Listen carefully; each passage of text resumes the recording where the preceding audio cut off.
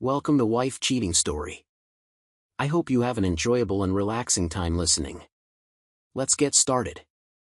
My wife cheated on me with a ruthless divorce lawyer, then conspired to take every cent I've earned. Before we begin, let me know where you're tuning in from down in the comments. And if you enjoy this story, don't forget to subscribe and turn on notifications so you never miss our next tale. The first rays of morning light stretched across the desert, casting long shadows on pale brown sand. Michael Reeves stood on the wraparound porch of his single-story adobe-style home, gazing at the endless expanse of sagebrush and cacti. At 59, Michael moved with an understated confidence, a vestige of his days in the Marine Corps. He inhaled the crisp desert air, letting the warmth roll over him like a comforting blanket. Early mornings in Arizona were the only time you could truly appreciate a break from the brutal midday heat. Michael sipped his coffee, its steam drifting into the dry air. The swirl of bitterness calmed him, reminding him of simple things: routine, discipline, normalcy. To any outsider, life here looked idyllic. He owned a thriving construction company headquartered in Phoenix, and he'd been recognized across the state for revolutionizing how commercial buildings adapted to the punishing desert environment. His success had awarded him this sprawling property about an hour outside the city, where he could enjoy peace and quiet. Though retired from the Marines many years ago, Michael's posture remained straight, his shoulders broad. There was a certain seriousness to his eyes, a stoic edge he'd never quite shed.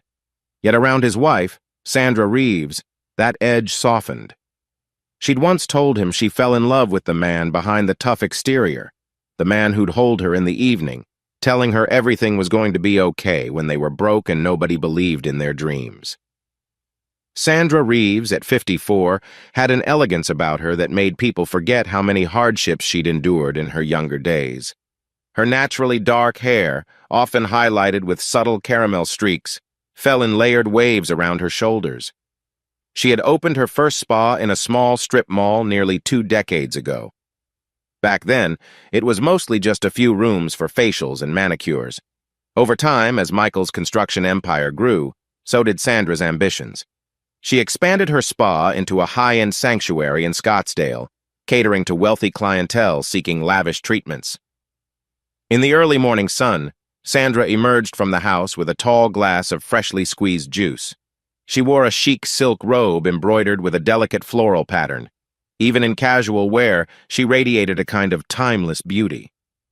When Michael's eyes fell on her, he recalled the last few months, a swirling sense of change in her mood and behavior that he couldn't quite place.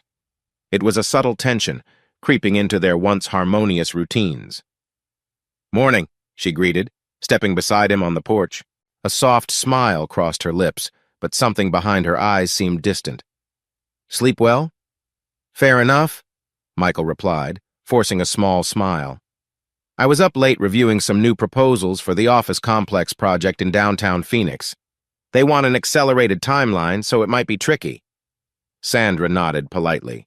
"You've always been a master at handling deadlines. If anyone can speed it up, it's you." She sipped her juice, eyes wandering to the horizon. "Another scorcher today. I can already feel it heating up."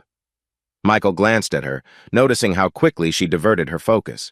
The usual warmth and reassurance in her tone felt muted, as if her mind was somewhere else. He didn't want to push. Not yet. He told himself it was stress. Maybe the spa was struggling with fresh competition or the staff had issues. But this mild sense of unease had been growing for several weeks now. After finishing his coffee, Michael went inside to fetch a few documents for work. The hallways were lined with old photos of him and Sandra, pictures taken in their early days, struggling to make ends meet but smiling brightly. Snapshots of them traveling once to Hawaii, once to a friend's wedding in California, and a more recent one at a charity gala where Sandra's spa was recognized for its community outreach. Each photograph seemed to whisper that they had weathered many storms together. The difference now was intangible. A slight shift in Sandra's tone when she spoke about finances, or the way she no longer asked about his day with the same enthusiasm. She also seemed to prioritize after-hours events at her spa over their usual dinners. Something had changed. Michael paused by a photo from 2 decades ago. They were standing in front of a tiny, half-renovated building in Glendale, which would become the foundation of his now vast construction network. Sandra was leaning into him, her head on his shoulder, both smiling as if no obstacle could ever separate them. Later that morning, Michael headed to the garage to drive into Phoenix. Sandra trailed behind with a quick question. "Are you coming home for lunch, or do you have a client meeting?"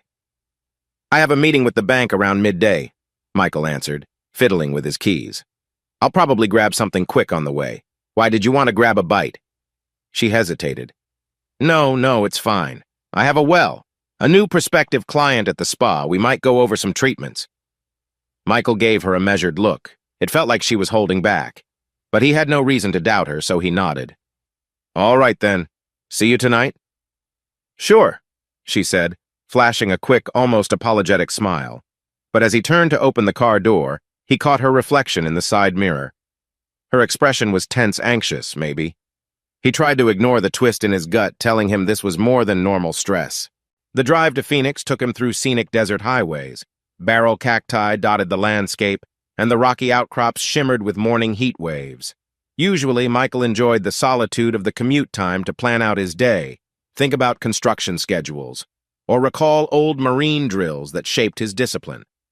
But today, an unsettling feeling nagged at him. Halfway to the city, his phone buzzed. When he glanced down at the screen on the passenger seat, he saw the spa's main line calling. He picked it up via Bluetooth. "Michael here." A hesitant female voice. "Hi, Mr. Reeves. This is Kara from Desert Bloom Spa. I was actually trying to reach Mrs. Reeves, but I must have dialed your number by mistake. I'm sorry." Michael frowned briefly. "No worries, Kara. You need me to pass along a message?" A pause. "It's probably best I speak directly with Mrs. Reeves. She left in a rush last night after an unscheduled appointment. I just wanted to confirm if we'd be open or closed this evening for that private session she mentioned." Michael's throat tightened. "Private session? For a client?" Yes," Kara said awkwardly. "Mrs. Reeves said it was an after-hours booking. A friend, maybe. She's been doing these sessions more frequently the past month, so I was just trying to confirm. Sorry again, I'll call her cell." Before Michael could ask more, Kara disconnected. He stared at the highway, heart pounding with a subtle dread. Sandra hadn't mentioned anything about a special after-hours appointment. The hush-hush nature of it fanned the flames of his suspicion. He felt a chill, despite the desert heat. At the bank, Michael barely focused on the conversation about refinancing a property. His thoughts kept wandering back to that phone call. Sandra had said she was meeting a new client. He wanted to trust her, but something about the secrecy didn't sit right. His mind drifted to 1,000 scenarios. Maybe she was dealing with a high-profile client who wanted privacy, or maybe this was some new line of specialized treatments. But why keep it from him? Their relationship had always been anchored in mutual support. He couldn't recall a single time in the past decade where either of them had hidden business dealings. During the drive home, he grew more uneasy. He told himself he was being paranoid, that couples in successful careers often juggle separate obligations. But a deeper instinct, one honed by his years in the Marines, whispered that something was off. Michael arrived home a little after 7 in the evening, the sun hanging low in the sky, painting the horizon a vibrant mix of orange and pink. The southwestern architecture of their home glowed in the last light of day. Inside, the atmosphere felt quiet. He found Sandra in the kitchen, absent-mindedly scrolling through her phone. She'd changed into a casual blouse and jeans, her hair slightly disheveled, like she'd been running around all day. "Long day?" he asked, forcing a gentle tone. She glanced up, startled. "Yeah, extremely busy at the spa. One of our best clients had a lot of questions about a new body treatment. How about you?" Michael dropped his briefcase near the hallway and joined her. "Productive, I suppose." He paused, then decided to mention Kara's call. "Hey, your assistant rang me by mistake this morning. Something about an after-hours session? Sounded important." Sandra's expression flashed with surprise, then resolve. "Oh, that was just a friend of mine who wanted a private yoga and massage session. She insisted on no staff around, so I agreed. Didn't want to bother you with it. It was purely a spa matter." Michael nodded slowly. He tried to parse her tone. She sounded oddly defensive. "You could have told me," he said gently. "I wouldn't mind." "Didn't think it was significant," Sandra replied, turning away to pour herself a glass of water. "Besides, I handle my spa. You've got your own business to focus on." They settled into a quick dinner together: grilled chicken, roasted vegetables, a modest salad.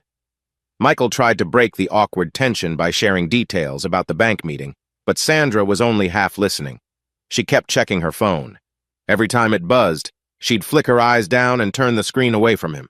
That stung. They used to sit and talk about everything, from the biggest project proposals to the tiniest gossip in their social circles. But now, it was as though a wall had risen between them. After dinner, Sandra excused herself to take a call. Michael watched her walk out to the backyard patio. Through the sliding glass door, he could see her animated expression, the hush in her voice, the glances to see if he was watching. The pit in his stomach deepened. While Sandra spoke outside, Michael moved to his study, a room lined with shelves containing everything from construction codes to old Marine Corps memorabilia. There were medals and commendations, reminders of his disciplined past. On the desk lay a scrapbook that Sandra had made for him years ago, pictures of them in front of bulldozers, new spas, and ribbon-cutting ceremonies, handwritten notes about how proud she was of him, how she admired his grit and courage. How had it come to this, he wondered? The woman who once poured her heart into every small, intimate detail of his life was now shutting him out. He recalled the nights they'd stay up late dreaming of a better future. They'd talk about someday owning a desert estate with a porch to watch the sunset. Now that they had it, the dream felt hollow. Later, Sandra returned, a faint perfume lingering on her that he didn't recognize. Michael swallowed his questions, not wanting to provoke an argument. Instead, he said, "I'm thinking about starting our next building project near Mesa. The land's cheaper, but the commute's longer. I might have to spend some nights out there overseeing things." She nodded, though her eyes seemed distant. "Just be careful with your health. Don't overwork yourself." A standard response, nothing like the usual enthusiasm or curiosity she used to show. Sensing an emotional distance, Michael forced a smile. "I appreciate your concern. I'm just trying to ensure everything stays afloat. You know how it is with bigger contracts, lots of moving parts." Sandra gave a small, almost dismissive nod. "Right. Well, I might head to bed early tonight. I'm feeling worn out." An hour later, Michael was sitting alone on the living room couch, flicking through late-night news channels. Sleep eluded him. He was halfway through a segment on local water management in Arizona when Sandra's phone, left on the coffee table, suddenly vibrated with a text message. She must have forgotten to carry it upstairs. Out of reflex, he glanced at the screen. The preview read, "Derek, looking forward to seeing you two," and then trailed off. His heart pounded. Derek, that name. He felt an immediate wave of confusion, anger, and something that tasted like betrayal. Maybe it was innocent, a client arrangement or a legal formality. Yet every instinct told him it was more. He locked the screen and set the phone down, a battle raging in his mind. He didn't want to leap to conclusions, but the timing was suspicious.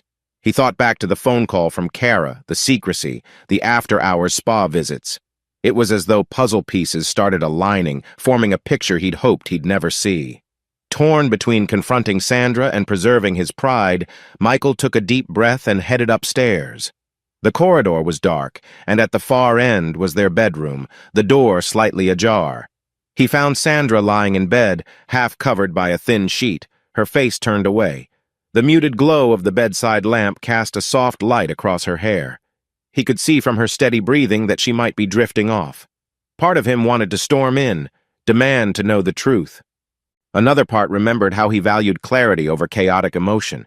Instead, he slipped in quietly and sat on the edge of the bed.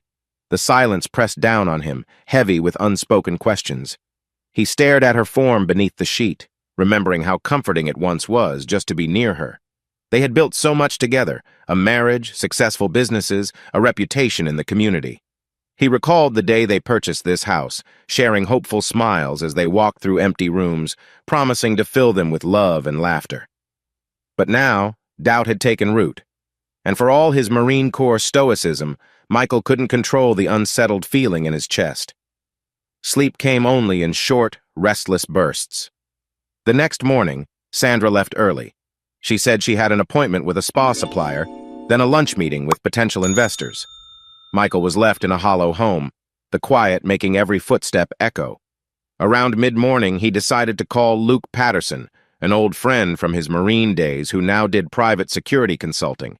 Luke was the kind of guy who believed in gut instincts and had no patience for half-truths. They agreed to meet at a diner on the outskirts of Phoenix. It was a simple place with red vinyl booths and scuffed linoleum floors. Country music hummed from the speakers overhead. Luke was already there, sipping black coffee when Michael arrived. "You look troubled," Luke said by way of greeting. He had a shaved head and a permanent 5 o'clock shadow. "Not like the unstoppable Marine I remember." Michael gave a half-chuckle. "Good to see you, too." They ordered burgers and talked about old times for a bit, training routines, their drill sergeant's snarky humor, a few buddies they'd lost contact with. Eventually, Michael cleared his throat. "Luke, I need some advice. Personal advice." Luke set his coffee down. "Shoot." Michael explained the unsettling changes at home. He didn't go into explicit detail, just that Sandra had become distant, that he found suspicious clues hinting at possible betrayal. Mentioning the name Derek felt like acid on his tongue. He watched Luke's expression, waiting for a reaction. Luke sighed. "Look, man, I can't tell you exactly what's going on, but it sounds like you sense something real. Your instincts are good. If you think she's not being honest, she probably isn't." Michael rubbed the back of his neck. "I hate feeling this way, like I'm snooping around, but we both know ignoring red flags never ends well." Luke leaned in. "Maybe do a little discreet checking. Nothing crazy.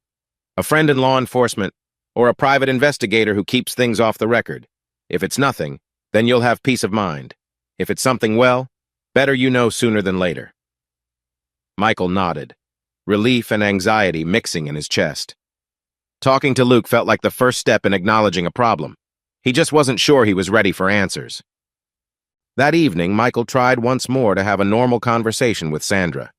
She arrived home late, wearing a sleek, form-fitting black dress and carrying a designer handbag.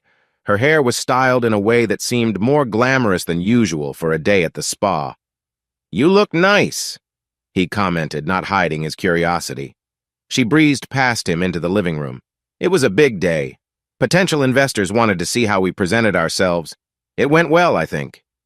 He noticed her phone was practically glued to her hand. "I'm sure you were persuasive," he said lightly, hoping to open a dialogue. Sandra nodded but didn't elaborate. Instead, she changed the topic. "We've been so busy, maybe we should schedule a date night soon? Something relaxing?" Michael's heart lifted slightly, though he could sense the hollowness behind her words. "Sure, I'd like that. Maybe we can have dinner at that new Italian place in Scottsdale." "Yeah," Sandra said, but her eyes flicked down to her phone. She typed a quick message to someone, the screen reflection lighting up her face. A prickle of frustration itched at Michael. He forced a calm smile and moved to the kitchen to prepare a meal, just a simple salad and some grilled salmon. He wanted to believe she was sincere about reconnecting, but each time her phone buzzed, she stole a glance at it like she was awaiting an urgent matter. While setting the dinner table, Michael noticed a small slip of paper on the counter. He picked it up, seeing it was a receipt from a fancy restaurant downtown, one he knew Sandra rarely visited, if ever. The date was from yesterday evening, late. 2 guests, a significant bill. The handwriting at the bottom read, "Thank you for a wonderful time, S." His gut clenched. Sandra had said she was with a supplier at the spa. Why would she be at a restaurant with 2 guests, apparently just one other person? Trying to maintain composure, he slipped the receipt into his pocket. He could confront her now, but he worried that he might lose control of the conversation. He wanted to have a clearer plan, to collect more facts. If he was wrong, he'd risk irreparable damage to their marriage. If he was right, a confrontation on impulse could lead to a meltdown he wasn't ready for. They ate dinner in near silence, the tension thick enough to taste. Sandra commented on the fish, said it was slightly overcooked, then complimented the sauce. Normal pleasantries, but no real emotional connection. Michael's mind churned with one question. Who was she with? And why the secrecy? Finally, bedtime approached. Sandra excused herself with a passing statement about an early morning at the spa. Michael stayed up, pacing around the house. The desert air outside was still scorching, the night sky devoid of clouds. At times, he could almost hear his own heartbeat echoing in the quiet rooms. He sat in the dark living room, a single lamp casting a lonely glow across the furniture. The same question circled in his head. Is Sandra hiding an affair? Or is it something else entirely? He pictured the name Derek Collins from that text message. If only he had proof. Michael woke up the next day with a knot in his stomach. The suspicion gnawed at him, and he could no longer dismiss it as a fleeting worry. He tried to go through his usual morning routine, making coffee, skimming the local news, but each step felt mechanical, overshadowed by the lingering possibility that Sandra was not just distant, but actively deceiving him. He stood by the kitchen window, staring out at a sun-soaked patch of desert scrub. The sky was a brilliant blue, the temperature already edging toward the 90s at 8 a.m. No matter how bright and calm it looked out there, he felt a storm gathering in his chest. He needed answers. Right around then, Sandra emerged from their bedroom in a tailored blouse and pencil skirt, looking polished enough for a corporate board meeting. Michael forced a smile. Big day at the spa? She paused near the counter, a flicker of discomfort crossing her face. We have a few important clients coming in. There's a product rep flying in from Los Angeles who might partner with us on some new cosmetic line. Her explanation was quick, a bit too quick. Michael only nodded. I'm heading into the city for a set of contractor meetings, he said, stirring his coffee to avoid meeting her eyes. We might finalize the Mesa project timeline soon. That's great, Sandra offered, then took a phone call as she walked away, voice low enough that Michael could only catch stray phrases like, I'll see you soon, or yes, absolutely. After Sandra left, Michael called up Melissa Gray, a close friend of his family who had once been an office manager at his company. She was trustworthy, someone who'd known him and Sandra for years. He hoped she might shed some light if she'd noticed changes at the spa or in Sandra's behavior. They met at a modest cafe near downtown Phoenix. Melissa, a tall woman in her 40s with striking red hair, greeted Michael with a warm smile. But when he told her the rough outline of his concerns, her face fell into a worried frown. I'm not one to gossip, Melissa said, hands wrapped around a mug of chamomile tea. But I have heard from acquaintances who frequent Desert Bloom Spa that Sandra's been spending a lot of late nights there. Sometimes the spa is apparently closed to the public, and staff are dismissed early. Michael leaned forward. She told me they were after-hours clients. But are we sure it's strictly business? Melissa shrugged.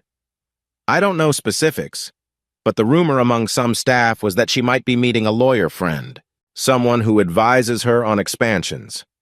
A chill slid down Michael's spine. This sounded entirely too close to what he feared. Have you ever heard the name Derek Collins? Melissa blinked. Yes. Actually, that name came up once in conversation with one of the spa receptionists. She said he was a big-shot attorney who's been around the spa more often than usual. That's all I know. Michael nodded, mind racing. Thanks, Melissa. I appreciate your honesty. She rested a hand gently on his arm. Michael, I really hope this is just business. Sandra cares about you, anyone can see that. But if there's more going on, you deserve the truth. Leaving the cafe, Michael felt that gnawing suspicion morph into grim determination. He recalled Luke's advice. Gather facts. Protect yourself. The mention of Derek Collins being a big-shot lawyer, presumably skilled in marital and asset negotiations, turned Michael's stomach. If Sandra was stepping out on him, she might be planning more than just a fling. She could be laying the groundwork for a potential divorce that favored her financially. The next few days were a blur of half-truths and tense interactions. Sandra claimed she had extended spa hours for special VIP treatments. She'd get home late, offering half-baked explanations. Occasionally, Michael noticed new designer items or unexplained receipts lying around. He once found a note scribbled with the letters DC and a phone number. During an afternoon at his construction office, Michael locked the door to his private room and made a few calls. He reached out to an old contact who specialized in discreet background checks, a guy named Adam who owed him a favor from a real estate fiasco years ago. Michael asked him to see what he could find on Derek Collins. He made it clear this wasn't to be official or traceable. If Sandra was somehow teaming up with Derek to exploit community property laws, Michael wanted to know before they blindsided him. One night, Michael arrived home to find Sandra in the living room, flipping through a stack of spa documents. The tension in the air was palpable. He could see she was agitated, pacing around, phone clutched in her hand. "Long day?" he asked, carefully. Sandra sighed. "Yeah, the spa is dealing with some complicated contract negotiations for a new product line. Investors want a piece of everything." Her voice shook slightly, and she bit her lip. Michael watched her, noticing how she avoided making eye contact. "You don't have to do it alone. If you want help reviewing anything, I'm around." She waved him off, mustering a weak grin. "No, it's fine. I know you're busy with your own expansions." With a gentle frown, Michael approached. "Sandra, is something bothering you? You've been distant lately. We hardly talk about what's really going on." Her posture stiffened. "I'm just tired," she snapped. "I can't handle a million questions when I walk in the door." Michael raised both hands in a conciliatory gesture. "I'm not trying to interrogate you. I miss us. I want to know if you're okay." Sandra's expression flashed from anger to guilt. She turned away, rummaging through the papers, her shoulders trembling. Finally, she turned back to him, eyes glistening. Maybe I just need some space. This expansion is a big deal, and I feel like I can't breathe sometimes." Michael stood there, heart heavy. He wanted to believe her, but every fiber of his intuition said she was hiding more than investor woes. "You know, I've always been here if you need to talk," he said softly. She nodded without conviction and brushed past him to head upstairs. A couple of days later, Michael received a call from Adam, the contact who was running a discreet background check. "Hey, Michael, I pulled some stuff on Derek Collins," Adam said, sounding uneasy. "He's a known figure in high-stakes divorce litigation, specializing in wealthy clients looking to secure major financial settlements. Usually represents the spouse with fewer assets, or the one who wants to launch an aggressive claim. This is not a mild-mannered counselor." Michael's fingers curled tightly around his phone. "That's enlightening," he managed. "Does he have a reputation for underhanded tactics?" Adam exhaled. "He's known to use every trick in the book. Private investigators, exploit community property laws, push for spousal support well above normal guidelines. Let's just say he doesn't lose much." A cold shiver coursed through Michael. "Thanks. Keep this between us." He ended the call, mind spinning with the possible implications. Why was Sandra interacting with such a lawyer? If her spa expansions were legitimate, she wouldn't need an expert in divorce litigation. Unless that evening, Michael and Sandra attended a charity event organized by local businesses, a routine social function they'd attended as a couple for years. Upon arriving, Sandra immediately broke off to mingle with a few acquaintances. Michael trailed behind, trying to keep his composure. He watched her laugh and chat, her manner flirtatious with the men around her, though still within polite boundaries. But a quiet voice at the back of his mind kept repeating Derek Collins' divorce lawyer hidden late-night sessions. He stepped aside to greet a friend, Ethan Morales, who ran a landscaping company. After a few polite words, Ethan lowered his voice. "Michael, can I be up front? I've heard rumors. People have seen Sandra in the company of a certain attorney." Michael forced a calm nod. "Yeah, I'm aware of those rumors." Ethan looked at him with sympathy. "I hope it's just business, but I've seen how these things go. Watch your back." Halfway through the charity event, Sandra excused herself to make a phone call. Michael stayed behind, listening to the host discuss local philanthropic goals. When he glanced toward the lobby, he saw Sandra in a heated conversation on her phone, eyes darting around as if worried someone might overhear. With the taste of dread in his mouth, Michael decided to follow at a distance. He slipped into a side hallway, carefully peeking around a corner. Sandra was leaning against a marble column, phone pressed to her ear. "No, Derek," she said in a hushed tone. "I told you I'd handle it. No, I don't think he suspects a thing." She paused, chewing her lip. "Look, can we talk tomorrow at the spa? I'll close the place down in the evening." A moment later, She muttered a quick goodbye and hung up. Michael's pulse roared in his ears. He struggled to breathe normally, slipping back before Sandra could notice him. So she was meeting Derek after hours, and apparently she thought Michael was clueless. Anger and heartbreak warred within him. He retreated into the crowd, forcing a smile whenever someone recognized him, all the while feeling his chest tighten with each passing moment. Near the end of the event, an acquaintance approached, discreetly showing Michael a photo on her phone. It was a grainy shot of Sandra stepping out of a sleek black car, laughing, while Derek Collins held the door open for her. It looked intimate, if not outright romantic. Michael felt a jolt of painful clarity. This was no mere coincidence. Something was happening, right under his nose. The ride home was silent. Sandra scrolled through her phone while Michael stared out the window. Once they arrived at the house, she said a curt goodnight and headed to the bedroom. Michael lingered in the living room, turning on a single table lamp. He stared at the empty space, remembering when they first bought the property. He could still picture the day they moved in, Sandra bounding around excitedly, planning how they'd decorate. Their love had felt unbreakable. Now, that memory felt like it belonged to someone else. They were living parallel lives. She's lying to me, he thought, and it's more than just a fling. This is an orchestrated plan. If Derek Collins specialized in big-money divorces, Sandra might be laying the groundwork to leave Michael and take half or more of his assets. Michael decided he needed to talk to her directly. He headed upstairs, steeling himself to remain calm. He found her sitting at the vanity, carefully removing her makeup. Even at the end of a tense night, she radiated a poised beauty. "Can we talk?" Michael said quietly, stepping into the room. She glanced at him in the mirror. "I'm exhausted. Tomorrow, please." "No," he said, voice trembling slightly. "This can't wait." Sandra turned on the stool. "What is it, Michael? You've been acting strange for weeks." He gave a short laugh at the irony. "I've been acting strange? You won't tell me anything? You come home late from the spa, you're meeting with a lawyer?" Her face tightened. "Is that what this is about? Are you checking up on me?"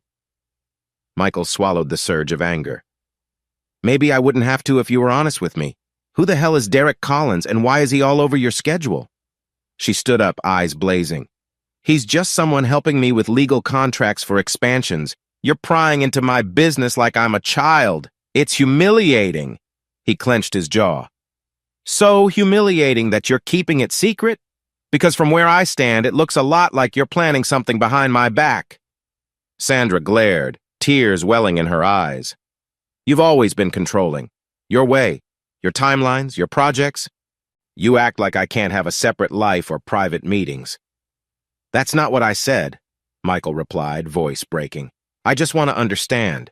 If it's innocent, why the secrecy?" She turned away, arms crossed.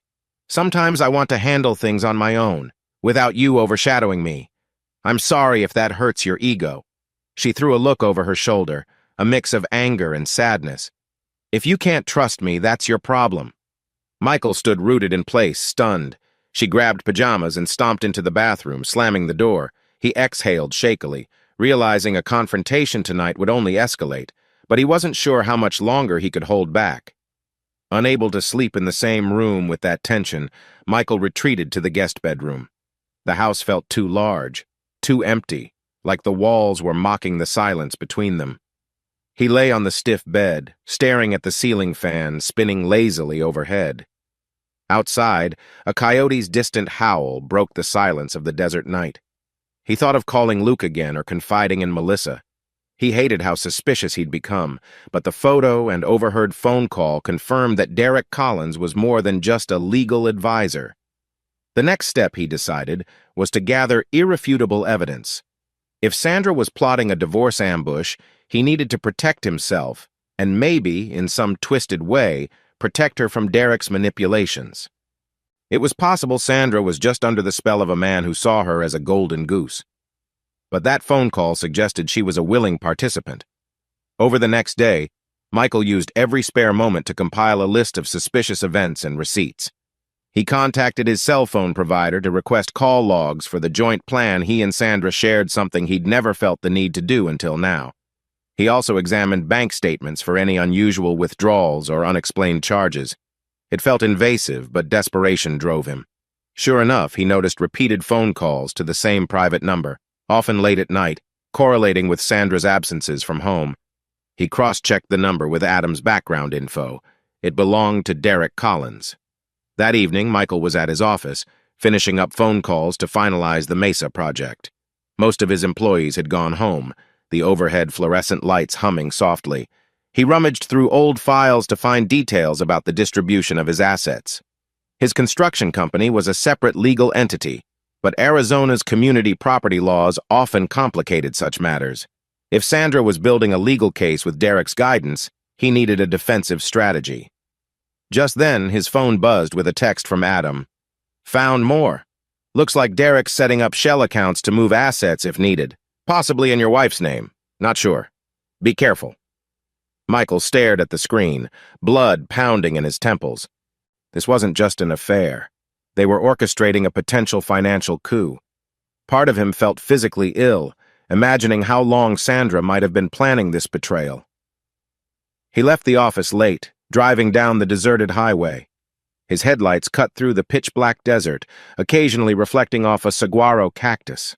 In the distance, the faint glow of the city lights flickered. In his mind, images tumbled over each other. Sandra smiling at him in old photos, Derek's name on legal documents, the phone call in the hallway. The sense of betrayal was so profound that it overshadowed the heartbreak.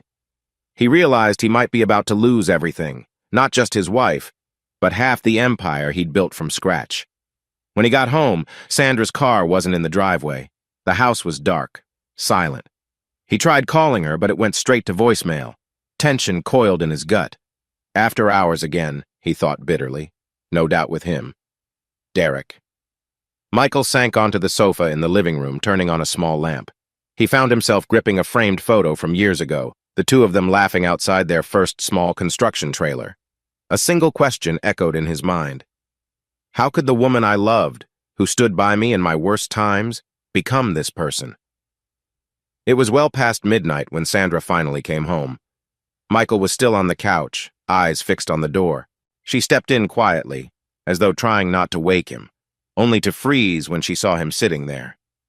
"You're up," she said, an air of guilt flitting across her face before she composed herself. "I told you I had a late meeting." He surveyed her, noticing her mussed hair and the slight flush on her cheeks. "Yes, you did," he replied, voice laced with exhaustion. "How was it?" She set her purse down carefully. "It went fine. Don't look at me like that." Michael stood, crossing his arms. "Like what? Like I'm confused and hurt because you're turning our marriage into a secret drama?" A flash of annoyance in her eyes. "I'm not doing anything wrong." He clenched his fists at his sides. "Then be honest. Tell me who you were with and why." Sandra drew in a sharp breath. "A client. I told you it's business. The spa is expanding and some people prefer after-hours consultations. End of story." He stared at her, torn between wanting to shout accusations and wanting to cling to a shred of hope that she was telling the truth. "Sandra, let's just cut the lies. I know about Derek Collins. I know you've been seeing him." Her face paled. For a split second, there was raw panic in her eyes before she forced it down. I'm not lying. It's professional. He helps me with contract law for expansions, and it's none of your concern." "Stop it," Michael said, voice trembling. "I saw a photo of you with him, and there's no way it's just business. I'm not blind. And I'm not stupid." She swallowed, tears threatening to spill, though her voice rose defiantly. "You're destroying us with your paranoia. If you can't trust me, maybe you don't deserve to know." Michael shook his head, a bitter laugh escaping his lips. "Right, because I'm the problem."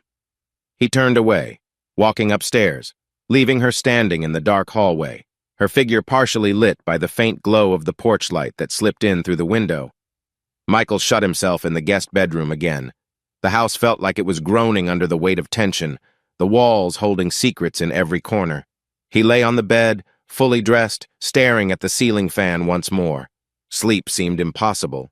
He felt raw, betrayed, angry, heartbroken, and more than anything, determined that if there truly was a plot against him against the life he built, he would not let it succeed.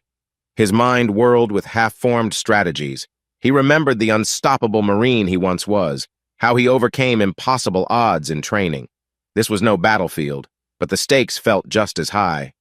Eventually, exhaustion claimed him in the early hours, but as he drifted off, one final thought stayed with him.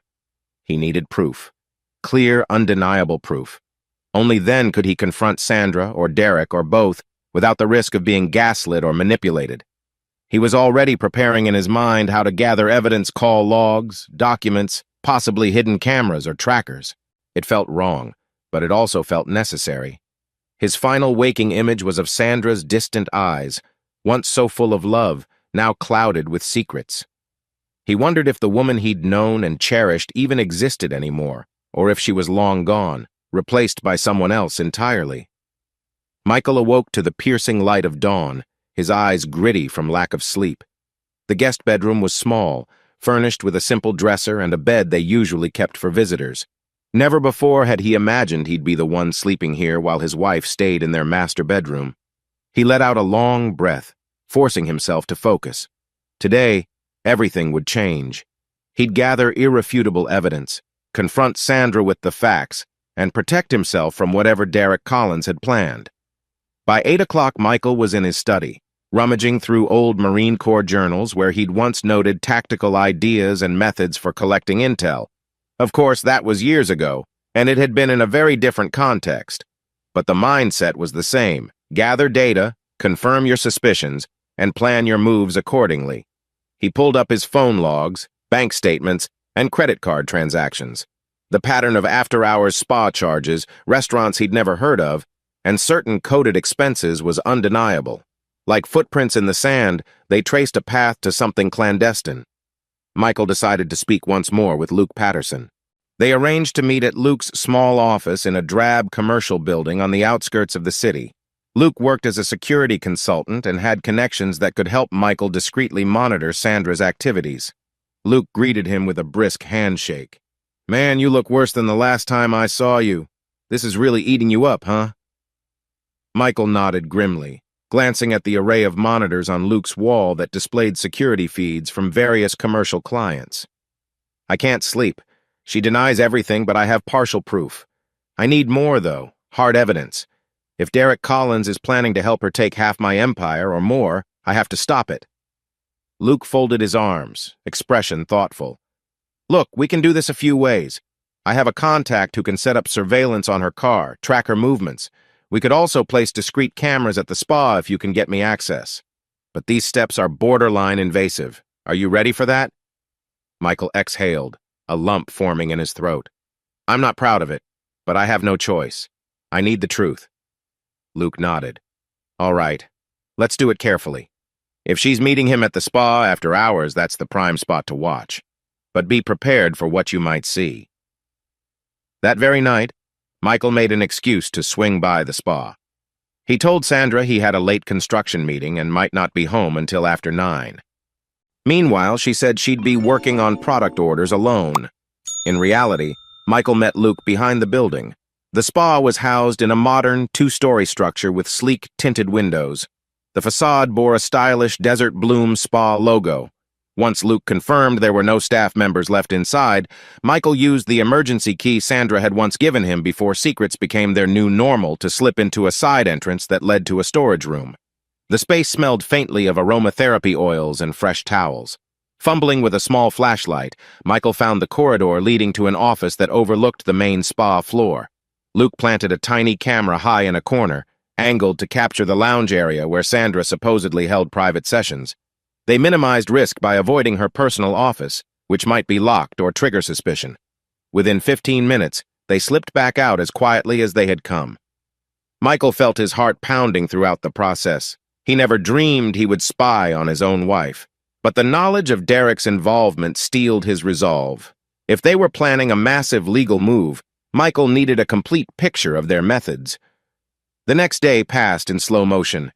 Michael forced himself to attend project meetings, but his mind kept drifting back to the hidden camera. By evening, he was practically shaking with tension. He'd arranged for Luke to monitor the live feed from his secure laptop. At around 9:30, Michael was at home, sitting in his study, phone on the desk. Luke texted, "She's here. A man just arrived with her. Hard to see his face yet." Michael's pulse quickened. Minutes ticked by like hours. Another text. "They're in the lounge. Looks like they're discussing documents." Michael stared at the phone, the dryness in his throat becoming unbearable. A swirl of anger and dread filled him. He tapped his fingers on the desk, desperate for details, yet terrified of what Luke might find. Then came another message. "It's Derek. No doubt. They're close, whispering. Signing papers? I see them hugging.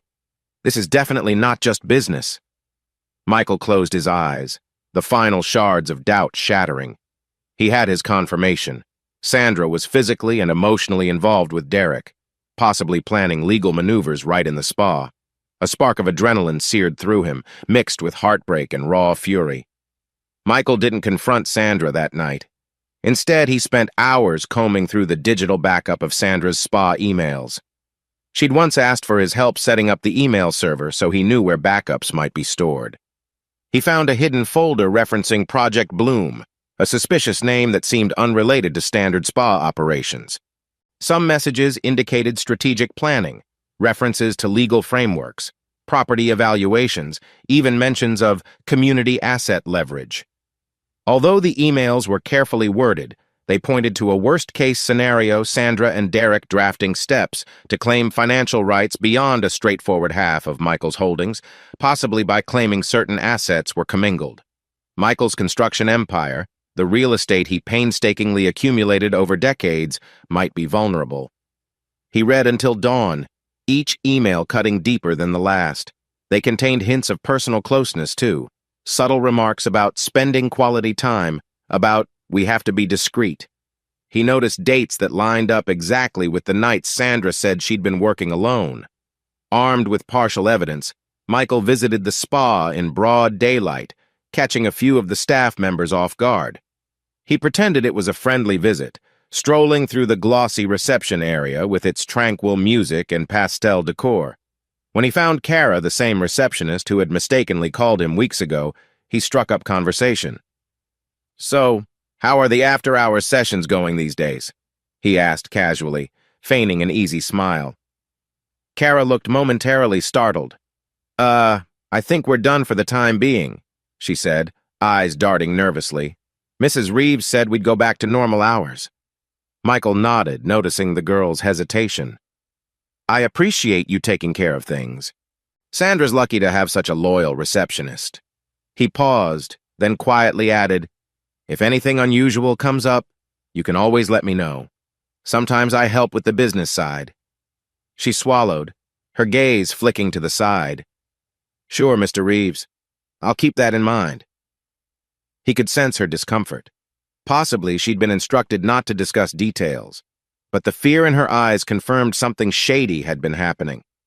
Michael didn't push further. He knew he had enough pieces to see the bigger picture.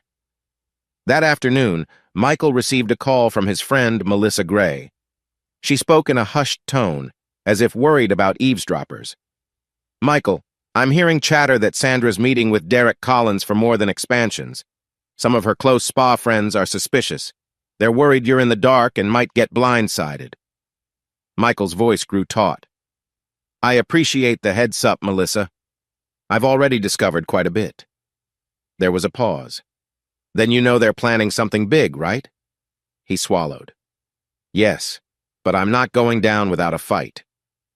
That evening, Michael met with Luke in the back room of an old bar. The place smelled of stale beer and fried food, but it was quiet enough for serious conversation. Luke opened his laptop, revealing still images captured from the hidden spa camera. They showed Derek in a well-tailored suit, leaning toward Sandra, arms lightly around her waist in one frame. "This is it," Luke said soberly. "Proof they're involved intimately. Also, notice these docs on the table." He zoomed in on a blurry page. "I can't make out the text, but it definitely looks like legal paperwork. Could be property forms or something related to your assets." Michael felt a surge of bitterness in his chest. So it's not just a fling. They're orchestrating a takeover, so to speak. Luke nodded. "Yep. And from everything you've told me, Derek knows how to twist the law in your wife's favor. If they file first, you might be on the defensive. Michael clenched his jaw. I won't let that happen. Returning home, Michael found Sandra in the kitchen, fiddling with her phone. She glanced up with a forced smile. You've been out a lot lately. Everything okay with your construction projects? He met her gaze, wrestling with the urge to unleash all he knew.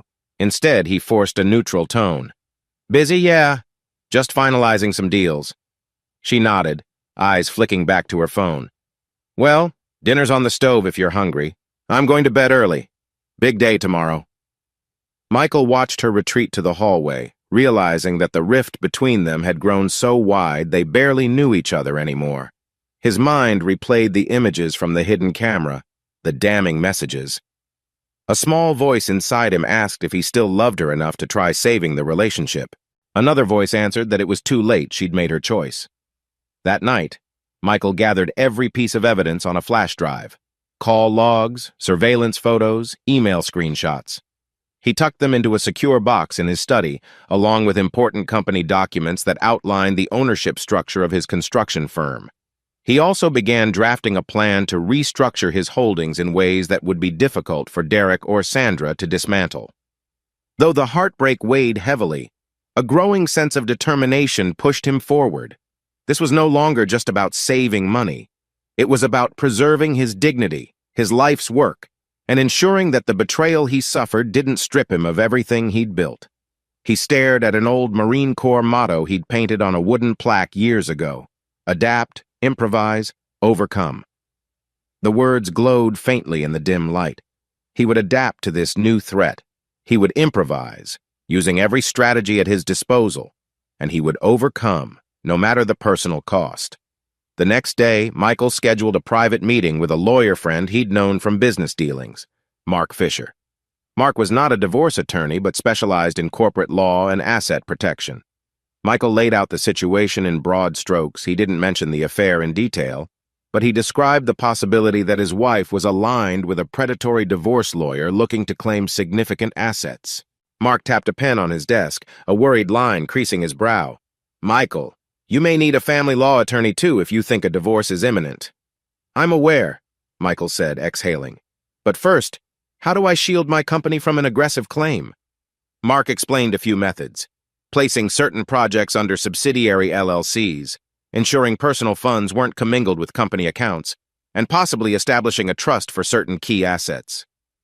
The key is speed, Mark warned. If Sandra or Derek files a divorce claim first, you might be restricted from moving funds, so do this fast and discreetly. That night, Michael sat in his study, drafting the preliminary steps Mark recommended. A single lamp illuminated the desk.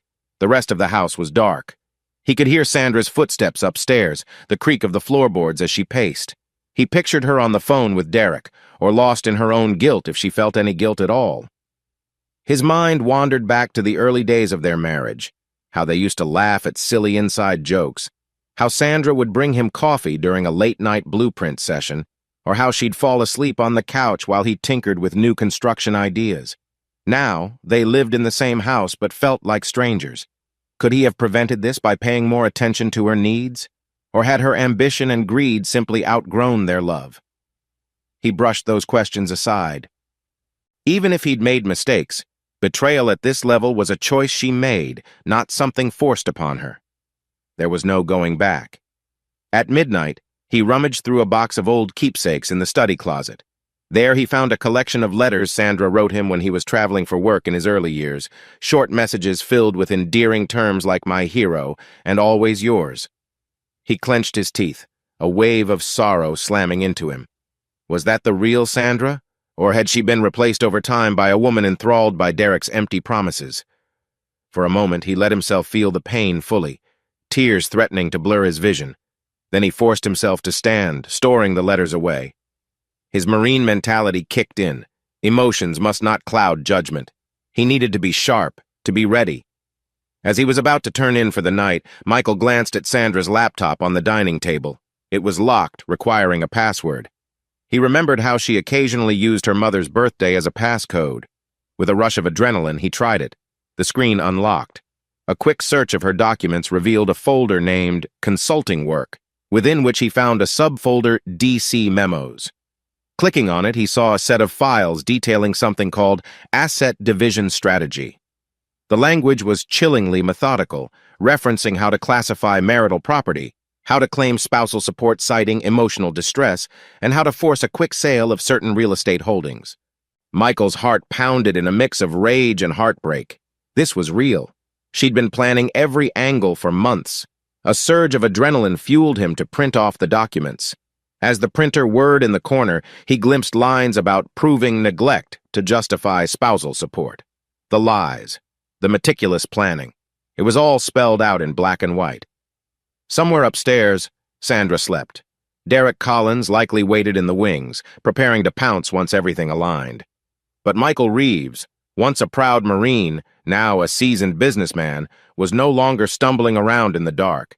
He saw the betrayal laid bare. He knew the extent of the plot against him. He set the printed documents in a neat stack on his desk and sank into the chair, body tense. Morning was only a few hours away, but he felt more awake than ever. No matter how painful it is, he thought, I have to defend what's mine. I owe it to myself. His mind formulated an immediate plan. Finalize the corporate restructuring, confront Sandra with the evidence on his terms, and ensure Derek Collins couldn't blindside him legally.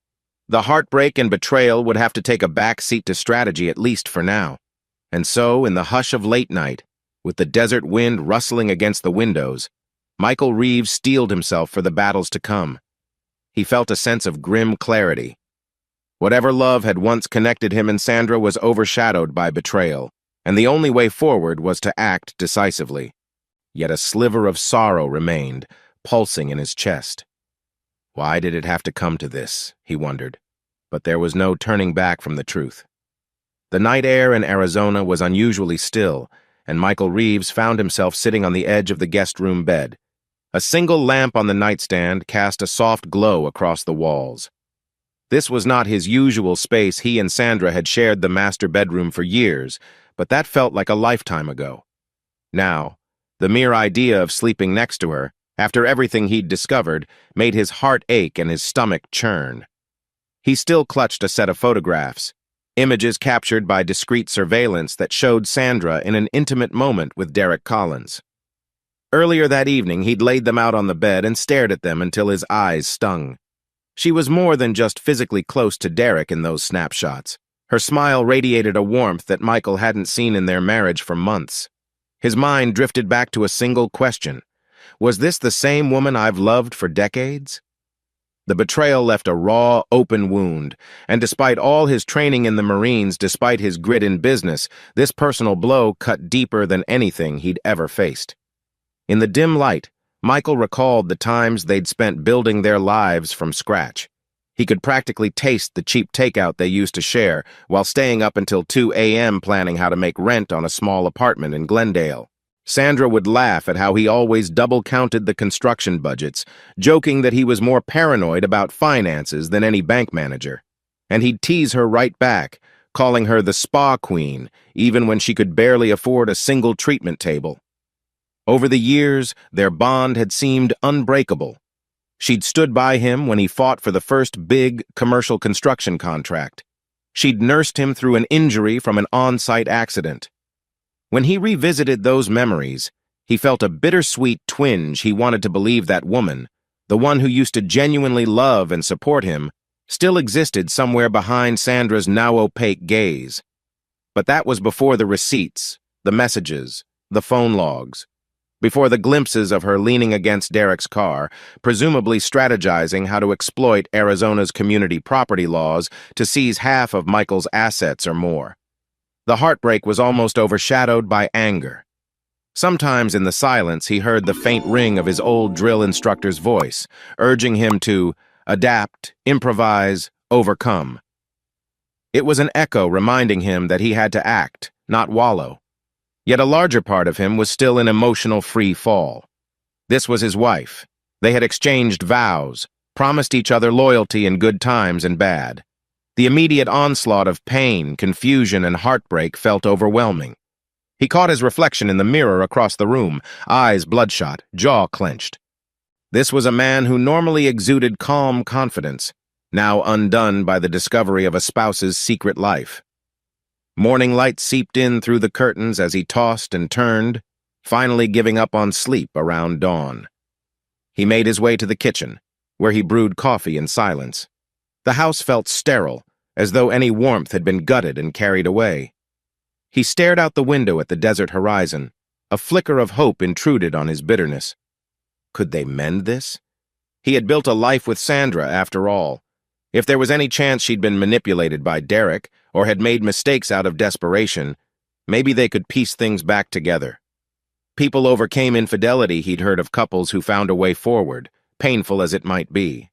But each time that thought surfaced, he pictured the cold planning behind her eyes, the methodical references to asset division. The difference between a mistake and a deliberate scheme was glaring. Forgiveness might have been possible if it was just a fleeting affair, but the betrayal seemed premeditated. She had actively conspired with a cunning divorce attorney, plotting behind Michael's back for months. That knowledge throttled any fleeting notion of easy forgiveness. Sandra finally came downstairs, dressed impeccably in a soft beige blouse and fitted skirt. She paused at the threshold between the living room and the kitchen, noticing Michael sitting at the dining table. His coffee had long grown cold. He didn't look up when she cleared her throat. "Hey," she offered quietly. "You were in the guest room again last night?" He nodded. A tension-filled silence stretched, thick as desert heat.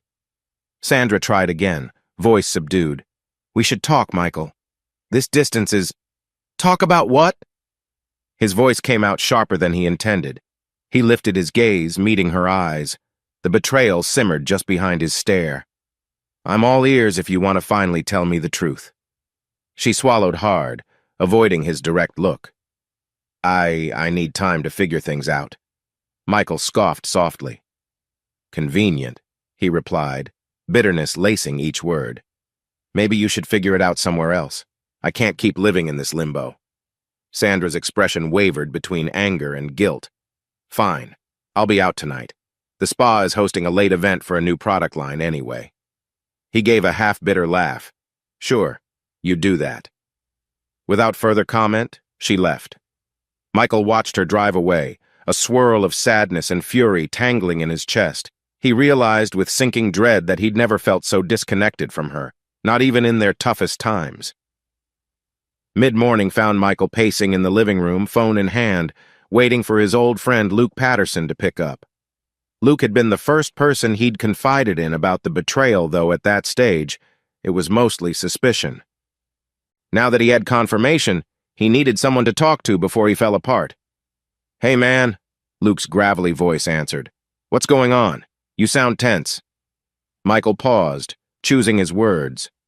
"I can't do this halfway anymore. The evidence is beyond doubt. She's not just cheating, Luke. She's planning a massive legal strike with that attorney, Derek Collins." A stretch of silence. "Damn," Luke finally said. "I'm sorry, Michael. That's brutal." Michael exhaled, glancing at the sun-soaked patio. "I thought about confronting her with everything, but every time I look at her, part of me wants to give her one more chance to come clean. Another part wants to tear the house down." "She's already made her move," Luke cautioned gently. "If you wait too long, you'll give them an advantage. Protect yourself." Michael clenched his jaw, recalling how Sandra had left so casually that morning. "You're right. I just need some clarity." That afternoon, Michael rummaged through boxes in the garage, searching for something intangible memories, maybe. He found old photo albums dating back to his Marine Corps days, then flipping further to the early years of his marriage with Sandra. He lingered on a snapshot of them standing in front of a half-built house he'd constructed for a first big client. Sandra beamed, wearing paint-stained jeans, clearly proud of his work. He felt a pang of loss for that era. They'd had so little but shared so much laughter and trust. He closed the album, guilt flooding him. Had he neglected her in recent years, focusing too much on expansions, ignoring her desire for something more? Maybe that blindness opened a door for Derek to slither in. But the practical side of him, the side that recognized betrayal as a conscious choice, reminded him that no amount of marital stress justified a cold, calculated plan to strip him of his business. People who truly wanted a better relationship didn't coordinate secret bank accounts and hush-hush legal counsel. By evening, a storm rumbled at the far edge of the desert. Wind kicked up dust devils near the driveway. Michael gazed out from the living room window, phone in hand, debating whether to call Sandra or ignore her entirely.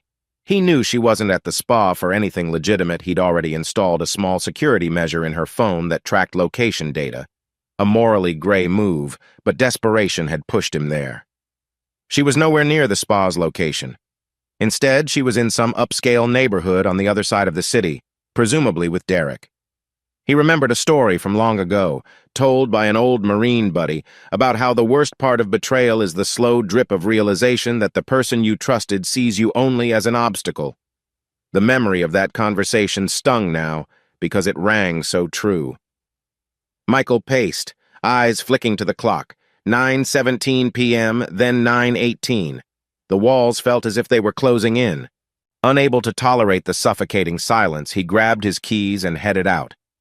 He found himself cruising aimlessly along the desert roads. The partial moon illuminated the highway in a pale glow. Each mile he switched mental gears one moment, furious and ready to serve Sandra divorce papers himself. The next, longing for a time machine to fix whatever had broken between them. He ended up in the parking lot of a 24-hour diner, the neon sign flickering. The place was nearly empty, just a couple of truckers and a lone waitress who gave him a sympathetic nod. He ordered a black coffee and settled into a booth. The swirling smell of stale fries and day-old pie brought a strange comfort. He pulled out his phone, toying with the idea of calling Sandra. Instead, he scrolled through older messages, ones from months ago, when she'd text him cute emojis and random updates about her day. They read like messages from a different person. The difference now was like the hush of a tomb. As Michael sipped his coffee, a man about his age approached, tall, wiry, with kind eyes. He wore a button-up shirt that had seen better days. "Mind if I sit?" the man asked, gesturing to the opposite side of the booth. Michael shrugged, too drained to protest. "Sure." "I'm on a long drive," the stranger said, settling down. "Name's Will. Sometimes I talk too much, but the roads get lonely, you know?" Michael nodded absently, scanning Will's face. "Michael, I know the feeling." Noticing Michael's tense posture, Will offered a sympathetic tilt of the head. "Something weighing on you?" Michael hesitated, not sure why he might open up to a stranger, but the emptiness in him begged for an outlet. "My wife," he finally said. Let's just say she's not who I thought she was." Will paused, choosing his words. "I've been there. Betrayal's like stepping on a landmine you didn't know existed." He offered a sad smile. "You brace for everything except the explosion under your feet." Michael's throat tightened. "Yeah, exactly. Except the betrayal feels so planned. It's not just an emotional affair, it's methodical." Will's gaze softened. "That's tough. Only you can decide how to handle that. But you have a right to protect yourself, your life's work." A small sigh. "I know it hurts. Just watch your steps. Make sure you keep your head clear." They talked a bit more, about superficial things, jobs, the desert's punishing climate, even the taste of the diner's coffee. But despite the mundane chatter, Michael felt oddly comforted. This total stranger gave him no illusions, just a reflection of the reality. Betrayal sometimes forces you to decide between heartbreak and self-preservation. Near midnight, Michael thanked Will for the conversation, paid for his coffee, and headed back. The storm had passed. The asphalt shimmered under his headlights. He arrived at the house to find it dark. Sandra's car was still missing. Without turning on any lights, he walked to the guest room. Anguish tightened his chest as he realized he was almost numb to it now, like pain that's grown familiar. He sank onto the bed, letting the quiet desert night swallow him. No matter how many times he pictured confronting Sandra with the truth, an even deeper question loomed. Was he ready for the final collapse of their marriage? The following days slipped by in a pattern of tense avoidance. Sandra would either leave early or return late, and Michael found reasons to be absent, too. The rare times they crossed paths, they spoke in clipped sentences. "Are you going to be home for dinner?" she might ask, fidgeting with her phone. Probably not. Don't wait up, he'd respond, eyes cold. Any attempts to have real conversations ended in arguments or tears. The house felt more like a motel with revolving doors, neither occupant wanting to linger. Michael's emotional state dipped dangerously close to despair. He found himself snapping at employees, ignoring calls from well-meaning friends. The only phone calls he consistently took were from Luke, and occasionally from his old friend Melissa Gray, an informal confidant who suspected something was wrong. She offered moral support, but Michael told her only fragments of the situation. He wasn't ready to air his deepest humiliations to the world. One late afternoon, while rummaging in his study, Michael came across an old Marine Corps keepsake. It was a battered dog tag attached to a frayed black cord. In an unexpected wave of memory, he recalled a time in the service when he was pinned down under heavy fire, morale crumbling around him. He remembered the vow he made then. Never let any enemy force break your spirit. He'd repeated that oath quietly, over and over, to stay focused, to keep the darkness at bay.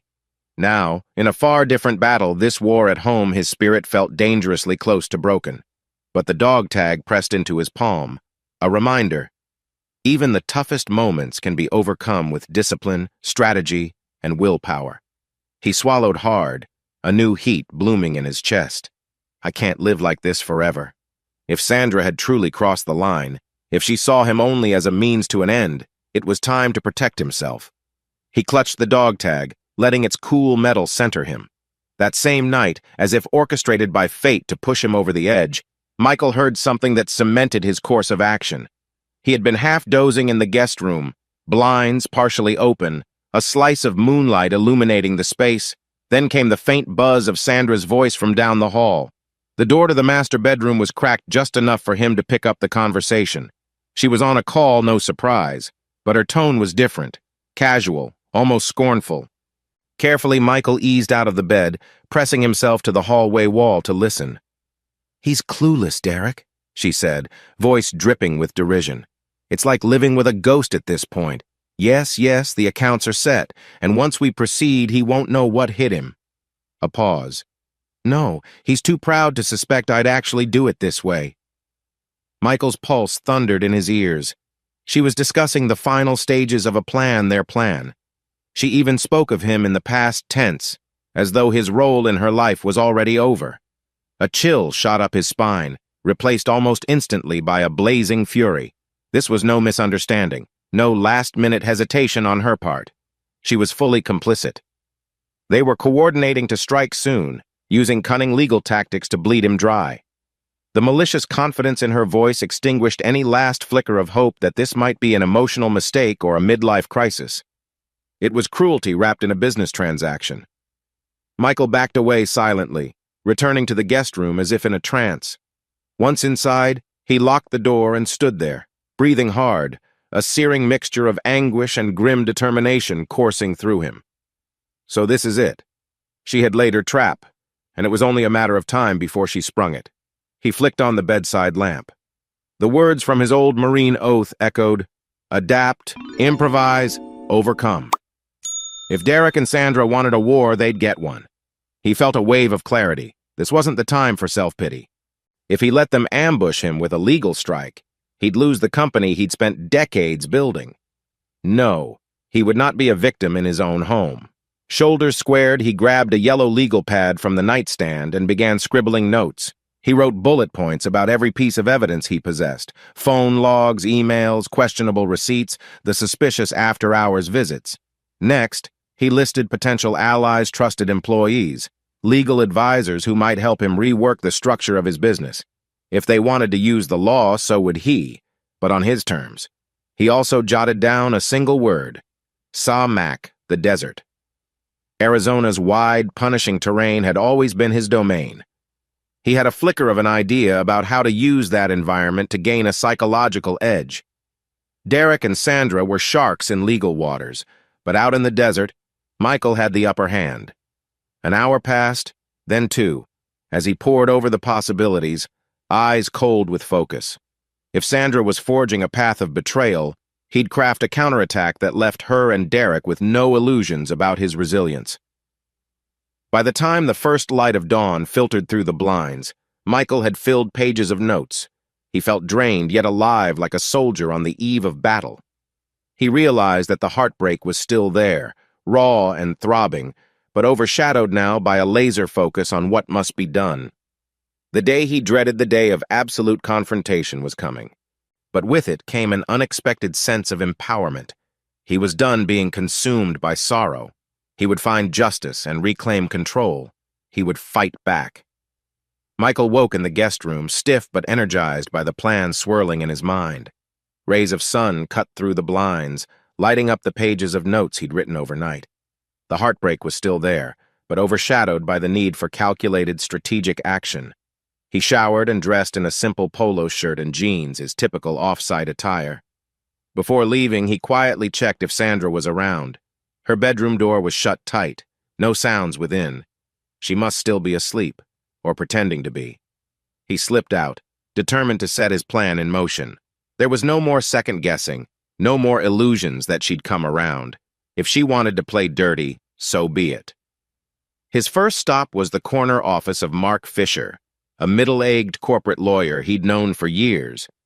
Mark specialized in business structures, not divorce law, but Michael trusted him to help restructure his assets quickly. The airy office felt calm, the faint smell of fresh coffee lingering. Mark looked up from his desk, brow furrowing. "Michael, you look like a man on a mission."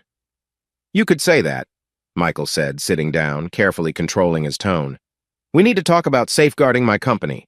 If something were to happen, like a sudden legal dispute, I want to be sure my personal and corporate assets are secure." Mark studied him. "I see. So you're anticipating a major lawsuit or—" Michael nodded, jaw tightening. "I'd rather not spell out details. Let's just say I have reason to believe someone close to me might try to seize or freeze assets. We have to move fast." Mark launched into a series of questions.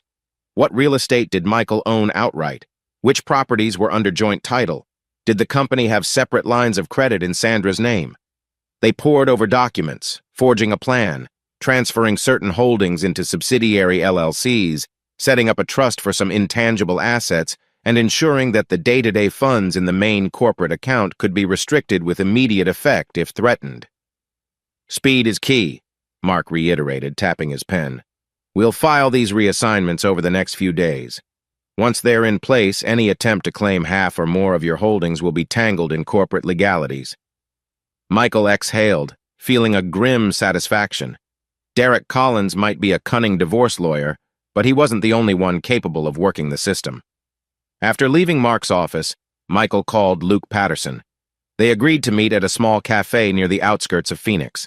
Once seated across from Luke, the smell of fresh brewed coffee wafted around them. "I've started locking down the company," Michael explained in a low voice. "Next, I need to orchestrate something that shows Sandra and Derek they can't just walk all over me." Luke nodded, his expression serious. "I still can't believe she went this far. But you gotta keep your cool, man. Don't do anything reckless."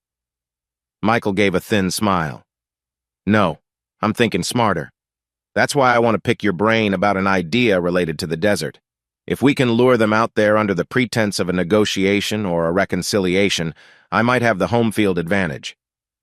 Luke tilted his head, listening. "A sting operation in the desert?" "Exactly. We can set the stage, maybe a weekend trip to a remote lodge under the guise of working things out or splitting assets amicably. In reality, I'll have the upper hand." Luke's lips curled into an uneasy grin. "You've always been comfortable out there. But watch yourself. The desert can be unforgiving, even for you." Michael nodded. "That's part of the plan. I want them to see a side of me they underestimated. Not violence, just a demonstration that I won't be cornered easily." One aspect unsettled Michael. The possibility that some of his staff at the construction company might be feeding Sandra or Derek information. He decided to confide in only a tight circle. Among them was an operations manager, Robert Diaz, who had proven loyal and discreet for years. Michael arranged a private lunch with Robert at a no-frills taco stand. The midday sun was brutal, shimmering off the pavement. Under a makeshift awning, they ate carne asada tacos off paper plates. Between bites, Michael leaned in. "Robert, I'm about to restructure some aspects of the business. I need your help to ensure everything runs smoothly: payroll, client billings, the usual, but there's a sense of urgency. Robert gave a respectful nod. Of course, boss, whatever you need. Is something wrong with the finances? Michael hesitated, choosing his words. Let's just say there's a threat looming that might disrupt everything if we don't move fast. I'll handle the bigger picture, but I'm trusting you to keep operations afloat and keep quiet about the changes until I make an official announcement. Robert's eyes reflected concern, but also loyalty. Understood. I won't say a word. Michael forced a smile, grateful for Robert's support. In truth, it pained him to keep secrets from the rest of the team, but betrayal demanded caution. Late that afternoon, Michael stopped by a small detective agency run by Claudia Ramos, a sharp, no-nonsense investigator in her early 40s. Claudia had prior experience with corporate fraud and spousal investigations, making her a unique resource. Seated in her modest office, she tapped away at a laptop, scanning digital data. I've looked into Derek Collins's background, she said, adjusting her reading glasses. He's got a reputation for being relentless. He often corners clients into quick settlements by threatening public scandals or financial ruin. Michael sighed, shoulders tense. That aligns with what I know. My wife Sandra, she's in deep with him. I need to stay a step ahead. Claudia nodded. I can keep an eye on both of them, monitor social media, track any updated property filings. One thing stands out. Derek is known to push for closed-door negotiations in neutral locations. If he suggests that soon, it might be your chance. But remember, he's cunning. Michael gave a ghost of a smile. I'm counting on that. After dusk, Michael decided to swing by Sandra's spa to see if there were any immediate signs of suspicious activity. He parked a block away, not wanting to alert the staff to his presence. The spa, Desert Bloom, was lit softly from within, showcasing a sleek modern lobby behind tinted glass doors. He stepped inside, greeted by a subtle lavender scent. Only a handful of employees remained, tidying up for the night. One of them recognized him, Kara, the receptionist who had once mistakenly called his phone. Mr. Reeves, good evening, she said, eyes flitting with uncertainty. Michael offered a polite nod. Hey, Kara, is Sandra still here? She left about 20 minutes ago, Kara replied. She seemed in a hurry. Michael scanned the spa's pristine surroundings: polished floors, tall potted plants, elegant seating areas. On a table near the back, he noticed a stack of glossy promotional flyers for an upcoming Desert Harmony retreat, a weekend event featuring specialized treatments and intimate gatherings. It was set for a date only a few weeks away. He looked at Kara quizzically. A retreat? Kara shrugged. Sandra's idea. She wants to host a select group for a truly immersive desert experience. She's been planning it with someone outside the spa. She said it was a partner who understood desert survival or something along those lines. Michael's heart skipped. That had to be Derek. Another puzzle piece. Thanks, Kara. She nodded, expression conflicted. I hope you're doing okay, Mr. Reeves. He gave a tight-lipped smile, then left, mind whirling. If Sandra was already planning some desert-themed retreat, could that be the perfect setup to confront them both? Or was it Derek's idea, meant to corner Michael? That night, Michael drove back home, parked in the driveway, and stared at the starlit sky for a moment. Arizona's desert nights were breathtaking clear air, bright constellations. But for him, they also carried memories of countless hours working construction sites in punishing heat, forging a resilience few city dwellers ever knew. He brewed a pot of coffee and hunkered down in his study. His notepad came out again, and he mapped out possible scenarios. Scenario A. Invite Sandra and Derek to a private desert lodge under the guise of an amicable negotiation. Scenario B. Let them propose the Desert Harmony retreat, then hijack the event to expose their conspiracy and force them into a corner. Scenario C. Confront them in a city setting less risky, but also less advantageous for Michael, since Derek thrived on legal territory. He scribbled and crossed out lines, eventually focusing on combining Scenario A and B. If Sandra was already hyping a desert event, he could steer it in his favor. Maybe pretend he was willing to settle amicably if they just talked in private. Let them think they'd be the ones in control. Then, once out there in the scorching wilderness, he'd demonstrate that Michael Reeves wasn't to be trifled with. His phone rang near midnight. It was Luke. "You okay?" his friend asked, voice low. "Not exactly," Michael said, "but I've got a plan forming." He outlined the gist, how he might manipulate the spa's planned retreat or create a parallel invitation to get Sandra and Derek alone in the desert. Luke listened carefully, occasionally offering a grunt of acknowledgement. "Risky," Luke finally said, "but if you handle it right, it could be the perfect place to show them they can't just pull legal maneuvers without consequence." Michael paused. "I'm not looking to do anything illegal. I just want to push them to a point where they have to sign disclaimers or reveal their true intentions on my turf." Luke's voice softened. "I know. You want to corner them psychologically. You sure you can handle the emotional load? Because seeing them together—" Michael swallowed, a pang hitting his gut. "I'll keep it together. Every day that passes, my heartbreak is tempered by anger. The thought of them laughing behind my back, it's enough to keep me on track." To set a trap, Michael knew he needed to feed Sandra and Derek certain misleading bits of information. He started by casually hinting that a portion of his finances was suddenly vulnerable, maybe a real estate deal that was falling apart, or a hidden offshore account. If they believed he was floundering, they might get greedy and expedite their divorce filing or settlement push. He sent Sandra a text one morning, intentionally letting her see that he was worried about the Mesa land contract. As expected, her reply was curt, but he sensed curiosity lurking beneath her dismissive tone. That same day, he told a mid-level manager, someone he suspected might talk to the spa staff, that money's tight, we might scale down operations. The manager's eyes widened, and Michael was sure the rumor would drift back to Sandra.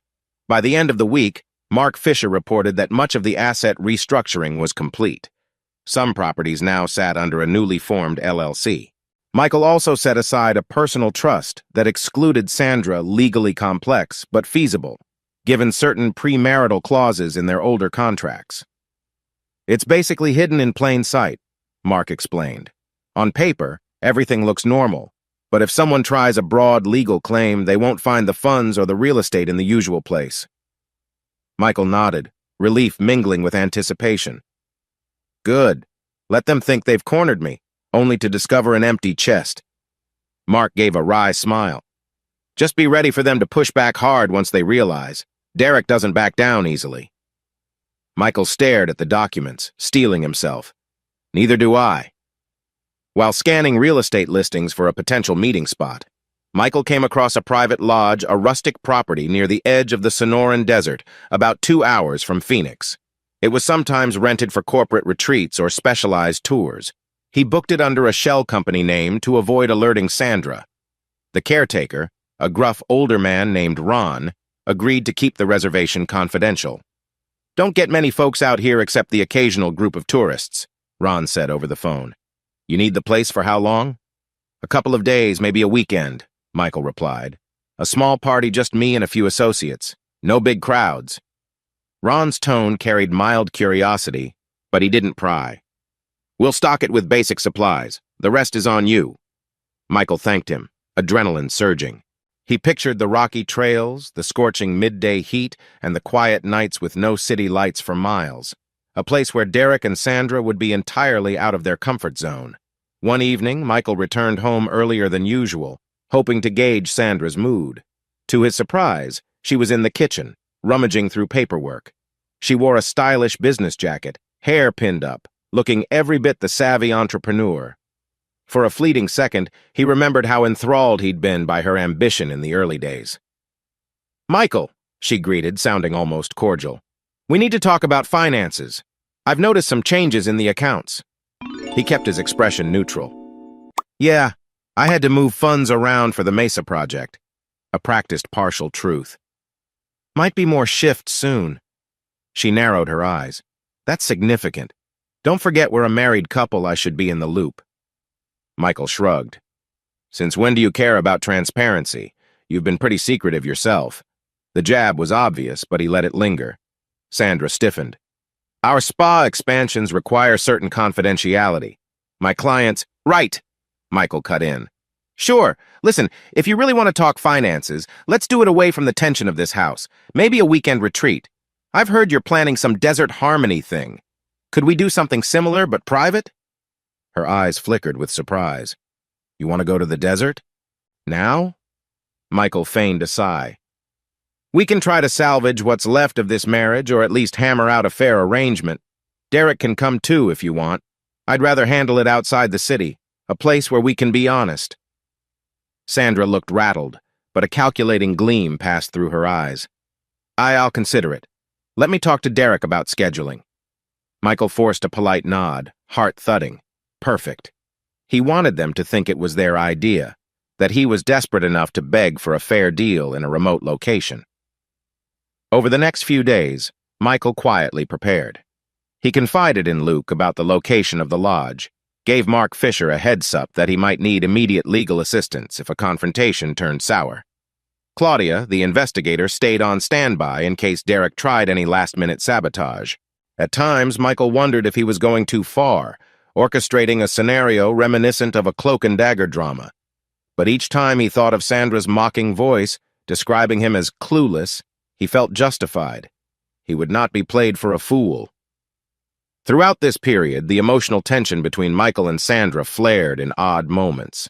Late one night, she came home wearing a fitted dress, the faint smell of unfamiliar cologne clinging to her hair. She looked momentarily caught off guard, seeing him in the living room, as if expecting him to be asleep. Michael locked eyes with her, an undercurrent of shared history swirling between them, both love and fury. For a fleeting second, she gave him a once-over, something like old desire flickering, but then she tensed and cleared her throat. He remembered nights of intimacy, the way she once sought him out with genuine longing, but now it felt like a farce.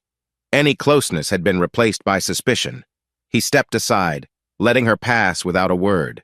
Despite that brief spark in her eyes, he refused to let lust or nostalgia confuse him. The betrayal overshadowed any physical memory. Sandra disappeared into the master bedroom. Michael was left with the haunting feeling that even if they shared a bed for one night, it'd be a toxic combination of anger, regret, and fleeting physical tension. Best to keep his distance. The plan mattered more than indulging confusing emotions. As the weekend approached, Sandra informed Michael that Derek was open to a meeting in the desert soon, perhaps next week. Michael pretended relief. Good. I'll finalize the booking. Let's keep it small, just us three. Sandra nodded, an almost triumphant smirk on her face. He wants to ensure everything is documented properly. We might bring some paperwork. Michael shrugged. Whatever you need. I just want clarity and an end to this standoff. Inside, he felt a surge of vindication. They were biting the bait. Soon enough, they'd be in his domain, the desert. He recalled the unyielding heat, the vast emptiness that forced people to rely on wits and grit. Derek might be a master manipulator in city courthouses, but out there, he'd be on shaky ground. That evening, Michael locked himself in the study and revised his plan. He made sure the lodge caretaker knew the date. He arranged for a close friend, a fellow ex-Marine named Tyson, to be on call if he needed backup. Tyson was an expert at wilderness navigation and had a quiet, unflappable demeanor perfect for contingencies. By the time he was done, his heart pounded with a strange mix of dread and anticipation. A week from now, he would set foot in the desert with the two people who had so callously plotted to rob him of his life's work. He'd stand face to face with their betrayal, and he'd show them he wasn't to be defeated easily. As he prepared for bed, a slight tremor ran through his hands. This wasn't just business, it was personal. The next step was to put everything into motion, to commit to the revenge he'd been carefully plotting. The heartbreak still lingered, but it no longer paralyzed him. Instead, it fueled a quiet resolve. A week later, Michael Reeves drove through the desert highway, the early morning sun blazing overhead. He'd left at dawn to get a head start, anxious to ensure every detail of his plan was in place before Sandra and Derek arrived. The wind whipped sand across the asphalt, forming tiny eddies that vanished as quickly as they formed. His truck bed was loaded with supplies, extra water, a cooler of food, some basic first aid, and a few personal items. Most of it would stay hidden at the lodge.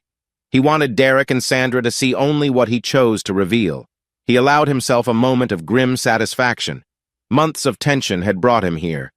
The final confrontation had begun. The private lodge sat near a rocky outcrop, a modest structure built of stone and wood. It overlooked miles of desert terrain, with cacti and low shrubs dotting the landscape. Ron, the caretaker, stepped out, tipping his hat in greeting. "Morning," Ron said, eyes squinting against the glare. "Place is all yours for the weekend. Water tanks are filled. Generators are working. Any special instructions?" Michael shook Ron's hand. "Thanks for everything. My guests will be here soon. Might be a day or two of private negotiations?" Ron nodded, not pressing for details. "I'll be up at my own cabin a few miles north. If you need help, just call my cell. Reception's spotty, but it should work at higher ground." Michael watched Ron's pickup vanish into the dusty trail. Then he stepped inside the lodge, scanning its interior. A small living area, an open kitchen, 2 bedrooms, and a back patio that faced the open desert. Perfect. He arranged the common area to look welcoming, but sparse no personal items that might betray his deeper plans. On a small table, he placed a short stack of papers, some financial documents that Mark Fisher had marked as decoys. Let Sandra and Derek think they were glimpsing crucial intel. Meanwhile, the real documents were locked away in his truck. He tested the satellite phone he'd brought along. Regular cell coverage here was unreliable. Luke had insisted Michael keep a direct line in case things went south. Satisfied it worked, Michael set it on a high shelf in the kitchen. His final touch was to slightly tweak the thermostat. Even with air conditioning, the desert heat could be oppressive. He wanted it mildly uncomfortable, enough to keep tension high. Midday sun scalded the lodge's exterior. Inside, Michael paced, checking his watch every few minutes. He sipped water and tried to calm the adrenaline coursing through him. The plan for Phase 1 was relatively simple: feign cooperation. Let Sandra and Derek think he was ready to discuss a settlement. Reveal partial restructured finances, enough to unsettle them, force them to question their approach. Hold off on major confrontation. Keep them around, build tension, set the stage for a deeper trap once they ventured further into the desert. He was determined not to show his full hand yet. Phase 1 was about unbalancing them, giving them the sense they weren't as in control as they believed. Finally, around 2 p.m., he heard the crunch of tires on gravel. Peering through the window, he saw a sleek black SUV rolling up the dirt driveway. Sandra was driving, Derek in the passenger seat. They parked, stepping out gingerly under the sweltering sun. Even from a distance, Michael noticed Derek's expensive loafers sinking slightly in the sandy ground. Showtime. When Sandra and Derek entered, Michael forced a neutral expression. "Welcome," he said curtly, gesturing around. "Not as luxurious as your city office, Derek, but it'll do." Derek straightened his collar, scanning the Spartan surroundings. "I'm sure it's fine," he replied, polite but guarded. "Beautiful location, though remote." Sandra avoided Michael's gaze, setting her purse on a chair. "Let's get to it then. We don't want to stay here longer than necessary." Michael motioned toward the small living area. "Take a seat. We can discuss whatever you two have in mind." They settled in, a triangular tension filling the space. Derek opened a sleek briefcase, producing a folder. "Sandra and I have prepared some initial thoughts on asset division. We want an amicable resolution." Michael nodded, feigning mild submission. "I appreciate that. Let me show you a few of my revised accounts." He passed them a set of papers, strategically rearranged ledgers that hinted at major asset transfers. Derek's brows furrowed. "When were these changes implemented?" Michael shrugged. "Recently. My construction expansions forced some quick moves. Still, we can negotiate if you have concerns." Sandra leaned forward, scanning the pages. Her lips pursed. "It looks like your liquidity is less than we expected." Michael allowed a tight smile. "You're not the only one who can pivot finances. If this is going to be about slicing up my life's work, I at least want to do so on terms that won't cripple me." A brief flicker of annoyance crossed Derek's face. So far, so good. Michael realized Derek had expected to find a straightforward path to half the fortune, not a labyrinth of newly formed corporate shells. The lodge's air conditioning struggled against the blazing afternoon sun.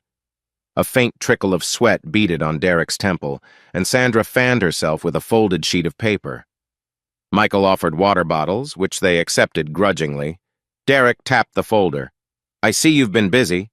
However, under Arizona's community property guidelines, Michael cut him off smoothly. You're the expert, but I have my own counsel too. Let's hold off on any official claims until we've considered every angle. We're here to find a middle ground, right? Sandra shot Derek a warning look, as though telling him not to push too hard yet. Derek cleared his throat. Of course. We're open to a settlement that respects your contributions while acknowledging Sandra's rights. Michael decided to ramp up the psychological warfare. Look, I've prepared a small meal. Why don't we break for lunch, talk less formally? He led them to the modest kitchen where he'd laid out sandwiches, fruit, and iced tea. The minimal menu contrasted sharply with the high-end lifestyle they were used to. Sandra grimaced slightly at the plainness, but she said nothing. Derek, for his part, kept fidgeting with his phone, trying to find a signal. Service is spotty, Michael remarked innocently. We have a satellite phone if there's an emergency, but otherwise it's just us. Sandra forced a smile. Great, she muttered, lacking enthusiasm. Derek merely stared at his phone, sighing when no bars appeared.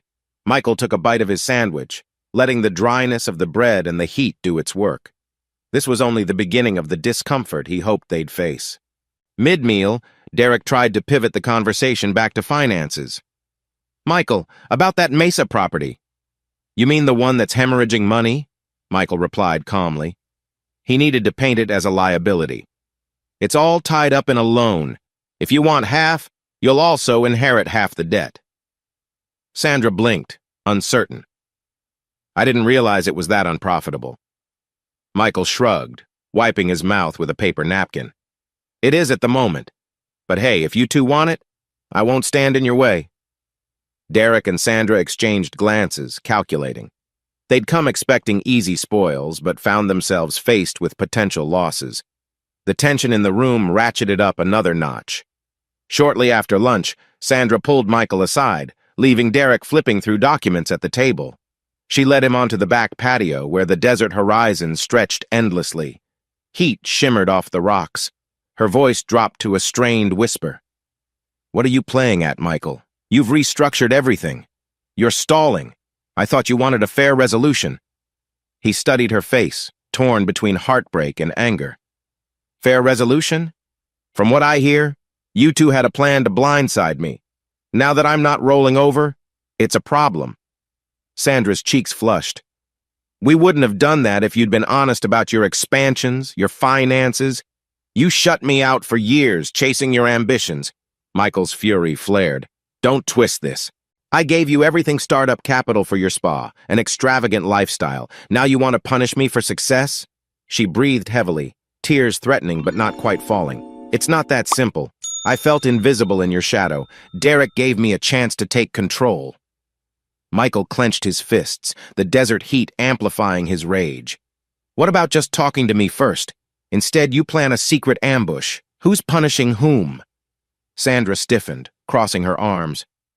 Maybe we've both made mistakes, but we can't go back now. Let's at least be civil. Michael forced a brittle laugh. Civil? Sure. Let's keep pretending. They stood in silence for a moment, the stifling air throbbing with unresolved emotions. Sandra finally spun around and headed inside, leaving him with a parched throat and a churning stomach.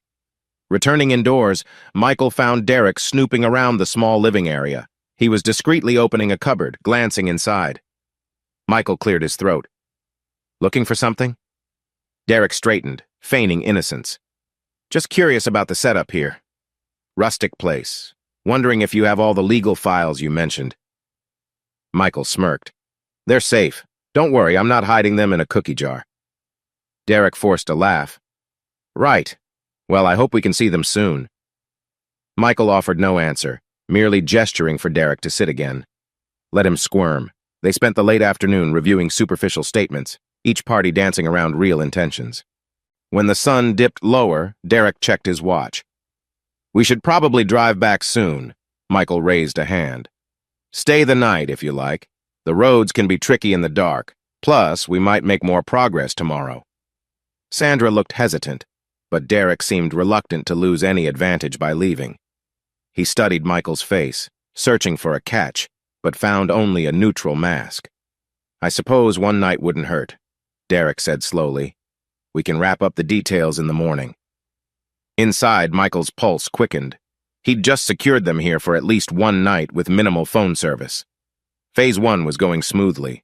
Twilight brought a slight drop in temperature, but the air remained heavy. They shared a stiff dinner-canned chili and bread that Michael had brought. Derek's discomfort was palpable, as he was used to high-end dining. Sandra ate quietly, her eyes darting between Michael and Derek, as if trying to read unspoken signals. At one point, Michael casually mentioned, "There's a scenic overlook a short hike from here. Maybe tomorrow we can go see it before finalizing things." Derek frowned. "A hike? In this heat?" Michael shrugged, feigning nonchalance. "If we start early, it's not too bad. I figure a bit of fresh air might clear our heads." Sandra, perhaps recalling the Desert Harmony retreat, perked up. "It could be nice." "Sure, why not?" Michael kept his face neutral. Inside, he noted that the next day's desert excursion could become the pivot for Phase 2. For now, though, he needed them to stew a bit in uncertainty. When they turned in for the night, Michael insisted they take the 2 small bedrooms while he used the couch. Derek offered a pained grin. "You sure you'll be comfortable?" Michael nodded, not trusting himself to share close quarters with them. The tension was too high. He suspected they'd prefer to talk in private anyway. Derek likely wanted to discuss how to handle tomorrow's negotiations. Lying on the couch, Michael gazed at the wooden rafters. No city lights or traffic hum disturbed him. Only the distant calls of nocturnal desert creatures. His mind raced with details. He'd established that his finances were partially out of reach. He'd signaled willingness for further talks. Now it was time to escalate. Tomorrow they'd step into the desert. He planned to show them that messing with Michael Reeves had consequences without crossing any legal lines. He dozed in fitful bursts, images of Sandra's betrayal swirling in half-dreams. Occasionally he jerked awake, expecting to see Derek lurking with a smug grin. The lodge felt claustrophobic, 3 people with too many secrets forced into close quarters. Shortly after midnight, he heard hushed voices from one of the bedrooms, likely Derek and Sandra plotting. The muted conversation fueled his resolve. They probably believed they'd intimidate him into a settlement or a hasty compromise. Let them believe that. Because Phase 1, the financial confusion, was done.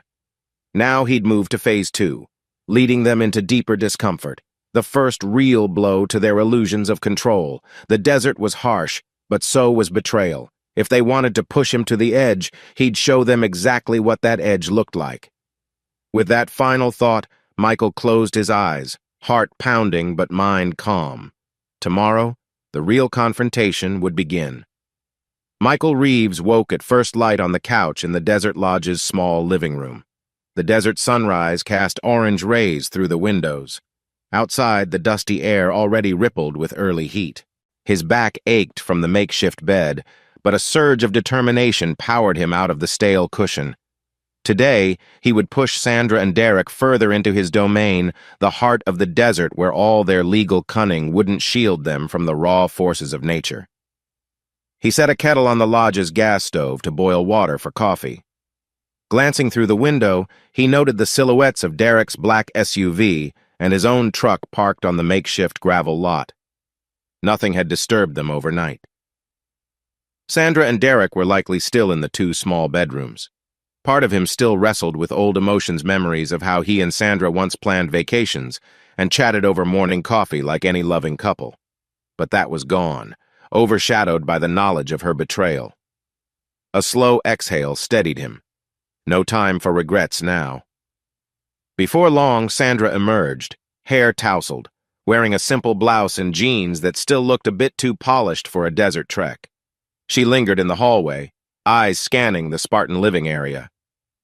"Morning," she offered quietly. Michael handed her a mug of black coffee with no greeting. She accepted it, took a sip, then grimaced slightly at the bitterness. They stood in awkward silence until Derek shuffled in, wearing khaki pants and a designer polo, phone in hand. "Any signal?" Sandra asked him. Derek shook his head. "Barely." I tried stepping outside, but I got only a bar or two. Couldn't load anything. Sorry, Michael said with a neutral expression. Reception's unreliable out here. Derek eyed him warily, but said nothing. He poured coffee for himself and joined Sandra at the small wooden table. The tension felt thick enough to slice. None of them wanted to linger on pleasantries. Michael cleared his throat. We talked about checking out a scenic spot. There's a trail a little ways from here. If we leave soon, we can avoid the worst midday heat. Derek exchanged a quick look with Sandra. Is that really necessary? I'd rather keep going with the financial discussions. A faint smirk curved Michael's lips. I need a break from spreadsheets. Besides, you two came all this way for a private negotiation. A short drive out to the dunes might help us think more clearly. We'll bring water. Be back by lunch. Then we can finalize matters. Sandra lifted her coffee cup as if to protest, but seemed to reconsider. All right. Could be interesting. Michael headed outside to load supplies. Part of him reveled in how easily they were taking the bait. They still believed he was playing the cooperative host who'd cede control. They have no idea what's coming. Before they departed, Michael received a quick call on his satellite phone from Luke Patterson, his old friend and occasional silent ally. Michael walked a short distance from the lodge for privacy. You good? Luke's voice came through, scratchy with static. All set, Michael said, gaze sweeping the barren landscape. We're driving deeper into the desert. If anything goes off track, I'll contact you. Luke sounded concerned. Just be cautious. The desert is as ruthless as any enemy. Don't push them too far. Michael tightened his grip on the phone. I hear you, but they won't break easily. I need them to understand they can't outmaneuver me. Luke sighed. All right. I'm on standby if it goes south. Michael ended the call, a flicker of gratitude in his chest. Knowing Luke was a backup gave him confidence. Slipping the phone into his backpack, he returned to the lodge. Sandra and Derek climbed into the SUV, while Michael led the way in his truck. The plan was to drive 10 miles along a dirt track, then continue on a short hike. Michael had scouted a rocky outcrop overlooking a desolate expanse, perfect for ratcheting up the psychological pressure. He was intimately familiar with the terrain from his older survey projects. The vehicles rumbled away from the lodge, dust pluming behind them. Out the windows, saguaro cacti and scrub brush passed in slow, parched monotony. The sky was cloudless, a pale blue with the sun already blazing. Michael felt his pulse drum with anticipation. Partway along, he eased his truck to the side, letting the SUV catch up. In the rearview mirror, he saw Derek's annoyed expression through the windshield. Michael signaled a turn onto a narrower path, deeply rutted with rocks and loose sand. That route would lead them to an even more isolated sector. The first hiccup arrived when the SUV jolted over a rut. Michael glanced back, noticing Derek frowning, possibly cursing behind the wheel. They crawled onward until the SUV shuddered, belched a plume of exhaust, and died. Michael braked, stepping out. Derek also emerged, slamming the driver's door. "What the hell is this road?" he snapped. "My engine's stalling." Michael approached with a carefully crafted expression of concern. "Let's see." He popped the hood while Sandra climbed out, shading her eyes from the relentless sun. Under the hood, Michael feigned inspection. In reality, he knew exactly what had caused the malfunction, a small sabotage he'd arranged earlier in the morning, ensuring the SUV's air intake would clog under stress. The desert heat pressed down like a weighted blanket, sweat beading on Derek's forehead. Sandra fanned herself. "Is it fixable?" she asked, voice tight. "Could be," Michael lied. "Might have overheated. Let's give it time to cool, maybe I can tinker with it. Meanwhile, we can take my truck or just wait here." Derek's jaw clenched, scanning the barren landscape. "Wait here? With no shade? That's insane." Michael shrugged. "Suit yourself." He stepped away, letting the scorching sun do its work on their moods. Derek insisted on fiddling with the SUV, but his mechanical skills proved limited. Sandra grew restless, complaining about the heat. Finally, Michael suggested a compromise. "Let's ride in my truck for a mile or so to see the overlook. We'll come back for your vehicle after it cools. I have some extra tools in the lodge I could fetch if needed." Derek hesitated, obviously disliking the idea of leaving his expensive SUV. But Sandra's impatience won out. "Just lock it up," she urged. "We can't stand here baking. They locked the SUV, grabbed water bottles, and climbed into Michael's truck's double cab, Derek in front, Sandra behind. The small space forced them together. Sandra rolled down a window for air, though the breeze felt more like a furnace blast. As Michael drove slowly along the trail, Derek muttered under his breath about the cost of potential engine repairs. Sandra stared out the window, lips pressed into a thin line. The suffocating silence was occasionally broken by Michael's matter-of-fact narration. "Watch that gully to the left, flash floods cut through there sometimes." Or, "This area's known for scorpions, so mind your step if we get out." He took a covert satisfaction in how unsettled they both looked. They were city people, used to plush offices and air-conditioned comfort. The wide-open desert, unrelenting sun, and looming sense of isolation were already fraying their nerves. After another mile, he pulled off near a jagged ridge, parking in a small clearing. "We can walk up there," he said, pointing to a path of loose gravel leading to higher ground. As they stepped out, a man in dusty camo pants and a broad-brimmed hat appeared from the other side of the ridge. Michael recognized him Tyson, a fellow ex-Marine who had agreed to linger nearby. He pretended to be a local desert guide wandering the area. "Didn't expect to see visitors here," Tyson called in a friendly tone. He offered a wave. "Name's Tom." Michael and Tyson had decided on a fake name for plausible deniability. Michael nodded as if meeting him for the first time. "Just showing my friends some desert views." Tyson touched the brim of his hat. "It's a scorcher today. You folks careful. Plenty of water?" Sandra and Derek offered polite nods. Derek wore suspicion on his face but said nothing. The presence of a random guide in such a remote spot seemed coincidental enough to be plausible, but Michael sensed Derek's wariness. Tyson hoisted his backpack. "If you need help, I'll be around. Just keep an eye out for rattlers." He wandered off, disappearing behind a boulder. Michael led Sandra and Derek up the slope, the sun scorching the back of their necks. The climb wasn't long, but it was steep. Gravel crunched underfoot, occasionally sliding. Sandra stumbled once, catching herself with a muttered curse. Derek panted, sweat darkening patches on his shirt. When they reached the ridge's top, a panoramic view spread before them, miles of sun-baked desert, shimmering with heat haze. The harsh beauty underscored just how alone they were. Derek pressed a hand to his chest, trying to steady his breathing. Sandra gulped from her water bottle. "It's big," she said quietly, scanning the horizon as though the emptiness unnerved her. Michael wiped sweat from his brow, letting them soak in the moment. Arizona can be unforgiving if you're not prepared.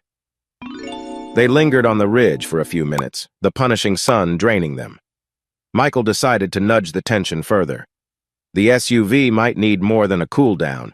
We can try to fix it, or—" He paused, shrugging as if it was all the same to him. "Or what?" Derek asked, voice rasping. Michael took a measured breath. "We could walk back to the lodge, maybe 3 or 4 miles if we cut across the dunes. But it's midday. Not exactly ideal for a hike." Sandra's eyes widened. "You're not serious. We can't walk that far in this heat." Michael let the silence drag. "No, I suppose not." The psychological effect was clear. They were stuck. Derek gave Sandra a sharp look, frustration radiating from him. She returned it with equal annoyance, as though blaming him for the predicament. On the descent back toward the truck, Derek's temper flared. "This entire plan is ridiculous," he snapped at Sandra. "We should never have come out here. We could have handled negotiations at an air-conditioned hotel." Sandra bristled, cheeks flushed from heat and anger. "You insisted we corner Michael in a remote spot, remember? So we wouldn't risk him running off with more assets?" They forgot Michael was within earshot, or maybe they didn't care. As they bickered, he observed them with cold satisfaction. The seeds of friction were sprouting. Their once united front was cracking under the harsh environment. When they reached the truck, they found Tyson standing by, arms folded. "Saw you folks from a distance. Everything all right?" Derek's scowl deepened. "Not exactly. Our SUV broke down. We're baking out here." Tyson nodded sympathetically. "Might take some time to fix. The lodge is that way." He gestured offhand, playing up his desert guide act. Michael answered casually. "Yes, a few miles." Tyson scratched his chin. "Well, I'm heading off soon. Can't do much for you. If it's car trouble, you might be stuck unless you get parts or a tow." He tipped his hat again and strolled away. Frustrated and overheated, Sandra and Derek insisted they return to the SUV. Michael drove them back on the rough trail. The SUV stood where they'd left it, baking in the sun. Derek tried the ignition, but it only clicked. He cursed under his breath. Michael offered a half-hearted attempt at tinkering. "Might be something with the air intake or the starter. Hard to fix out here. I'd need more tools from the lodge. Or we call a tow truck, assuming we can get a phone signal." "What about your truck?" Sandra asked, voice tense. "We can all just go back to the lodge in it." Michael feigned hesitation. "We could, but there's a supply run I plan to do. If you want me to fetch a mechanic, it might take hours. Might even be tomorrow before someone can come out." Derek's face reddened. "So we're stranded in the desert? This is insane." Sensing the moment to reinforce their helplessness, Michael said, "Look, I can drive back alone to arrange help. But it'll take time. Meanwhile, you two can either stay by the SUV or come with me. It's a tight squeeze in the truck, though, and the desert roads are unpredictable." Sandra shot Derek a furious look. "We're not splitting up. Let's ride with Michael. We'll lock the SUV and hope the tow truck can do its job eventually." Derek kicked the sand, clearly hating the idea. Fine. The stage was set. They had no choice but to follow Michael's lead. He masked his satisfaction beneath a veneer of forced concern. "All right, we'll do it that way. Let's get back." Piling into Michael's truck again, they began the bumpy ride toward the lodge. The blazing afternoon sun hammered them. Sandra rubbed her temples, wincing. Derek stared out the window, silent fury chiseled into his features. Midway, Michael stopped to let them cool off. "Drink water," he ordered, voice calm. "Desert heat is no joke. Don't want you passing out." They complied, no argument. Tension simmered in the cramped cab.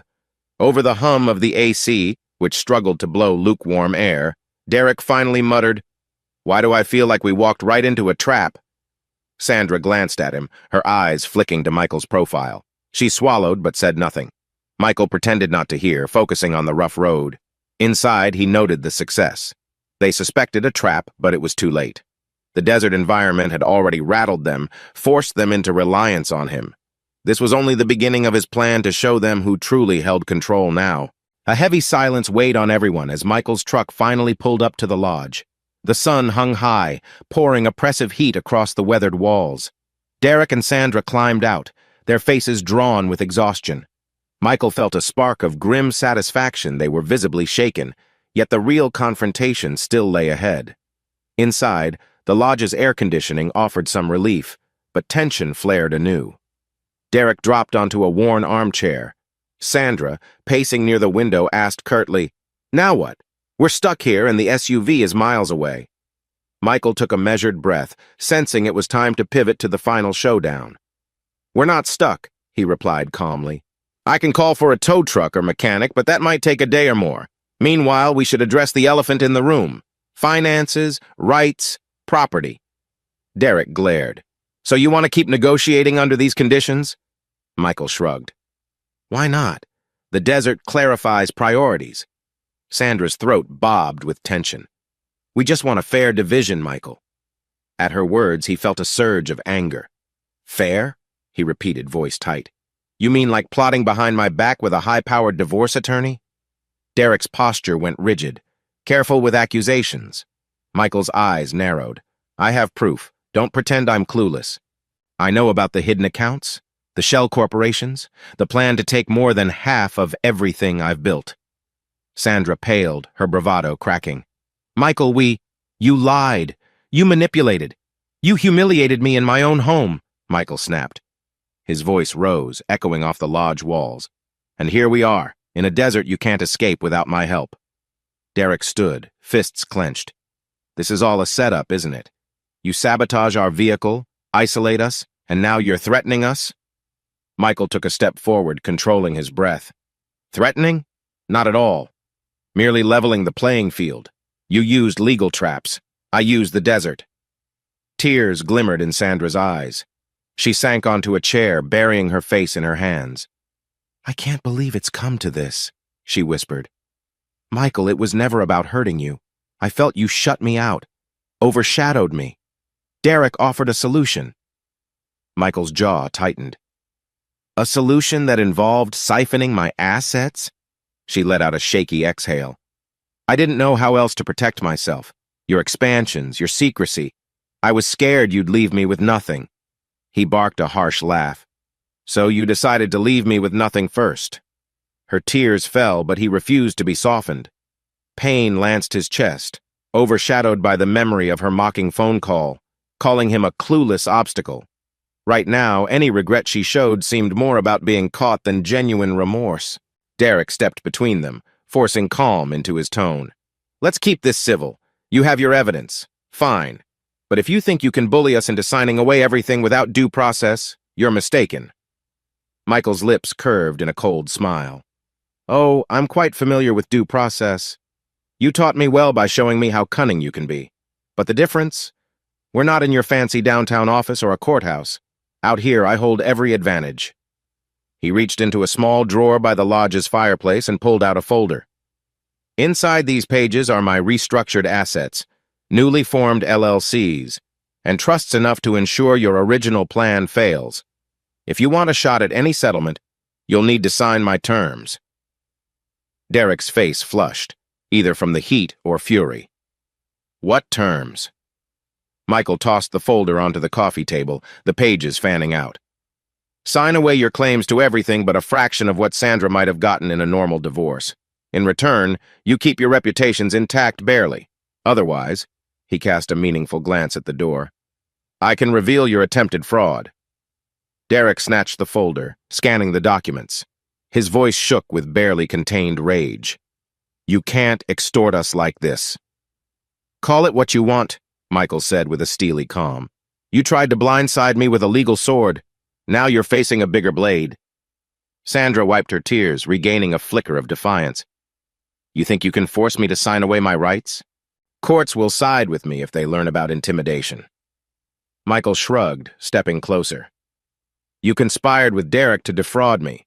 My investigator, Claudia, has a complete file on it. Phone records, hidden bank transfers, emails referencing your scheme. Dare to go to court and you'll be facing criminal charges for conspiracy. She stared, eyes wide. Derek stood there silent, reading the pages in a trembling grip. Michael produced a set of printouts from another folder. Take a look, Derek. These are your emails to Sandra, detailing how to funnel money. These show your instructions on forging certain signatures. I have everything.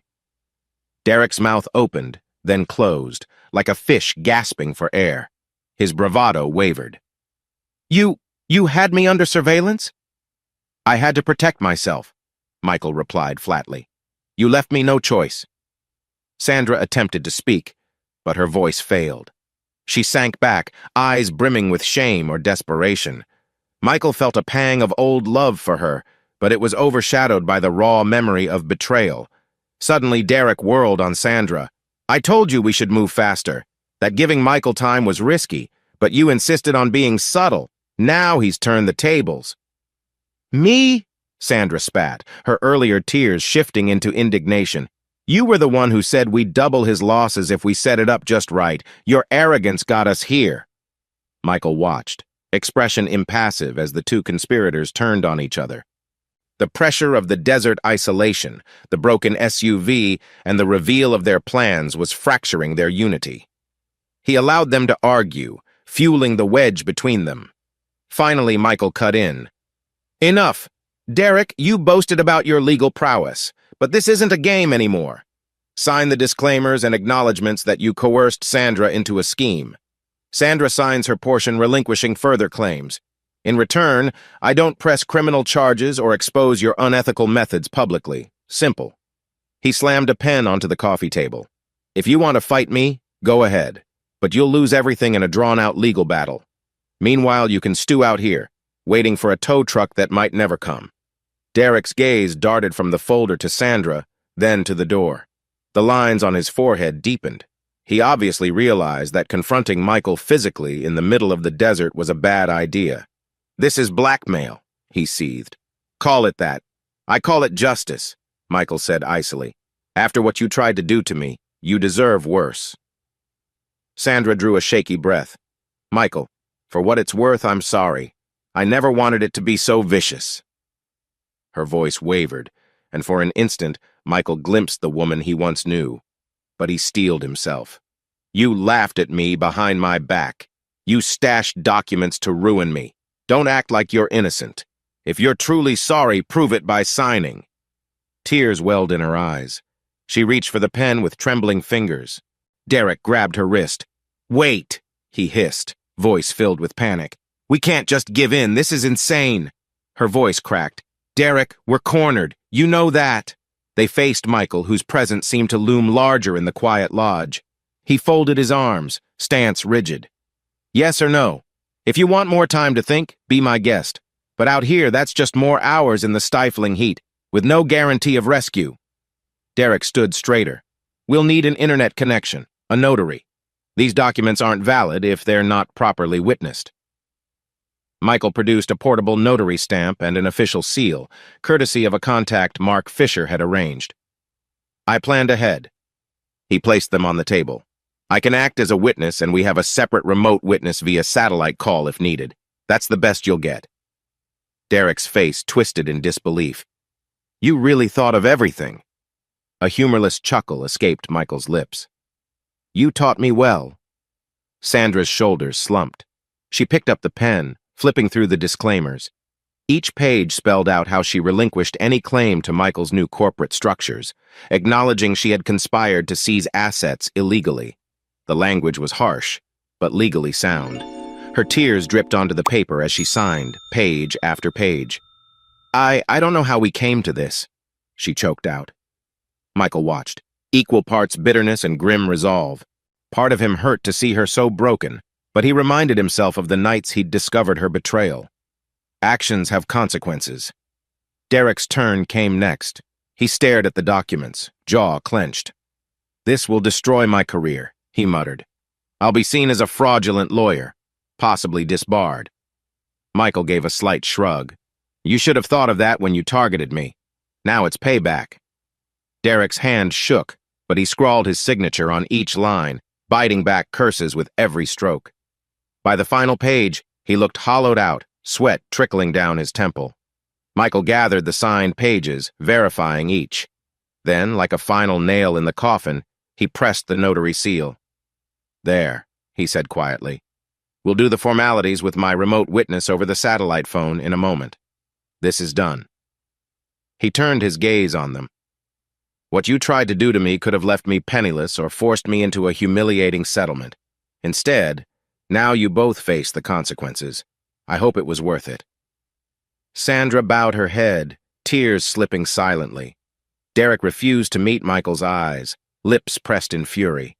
A smoldering heaviness pervaded the lodge as Michael stepped to the kitchen, retrieving his satellite phone. He called Mark Fisher and a designated witness. Within minutes, the signatures were verbally confirmed. The witness electronically acknowledged the session, ensuring everything had a digital timestamp. When it was done, Michael ended the call. He turned to the subdued couple who sat in a daze on the threadbare couch. Congratulations. You still have a fraction of your reputations left, assuming you keep quiet. If you try to retaliate, I release all the evidence. Understood? Derek's nod was barely perceptible. Sandra wrapped her arms around herself, silent tears reflecting heartbreak or regret, or maybe just defeat. Finally, Michael cleared his throat. I'll see about your car and calling for a tow. We can drive back to the city, but in the eyes of the law, you've both forfeited the future you schemed for. This, he waved the signed papers, is your immediate punishment.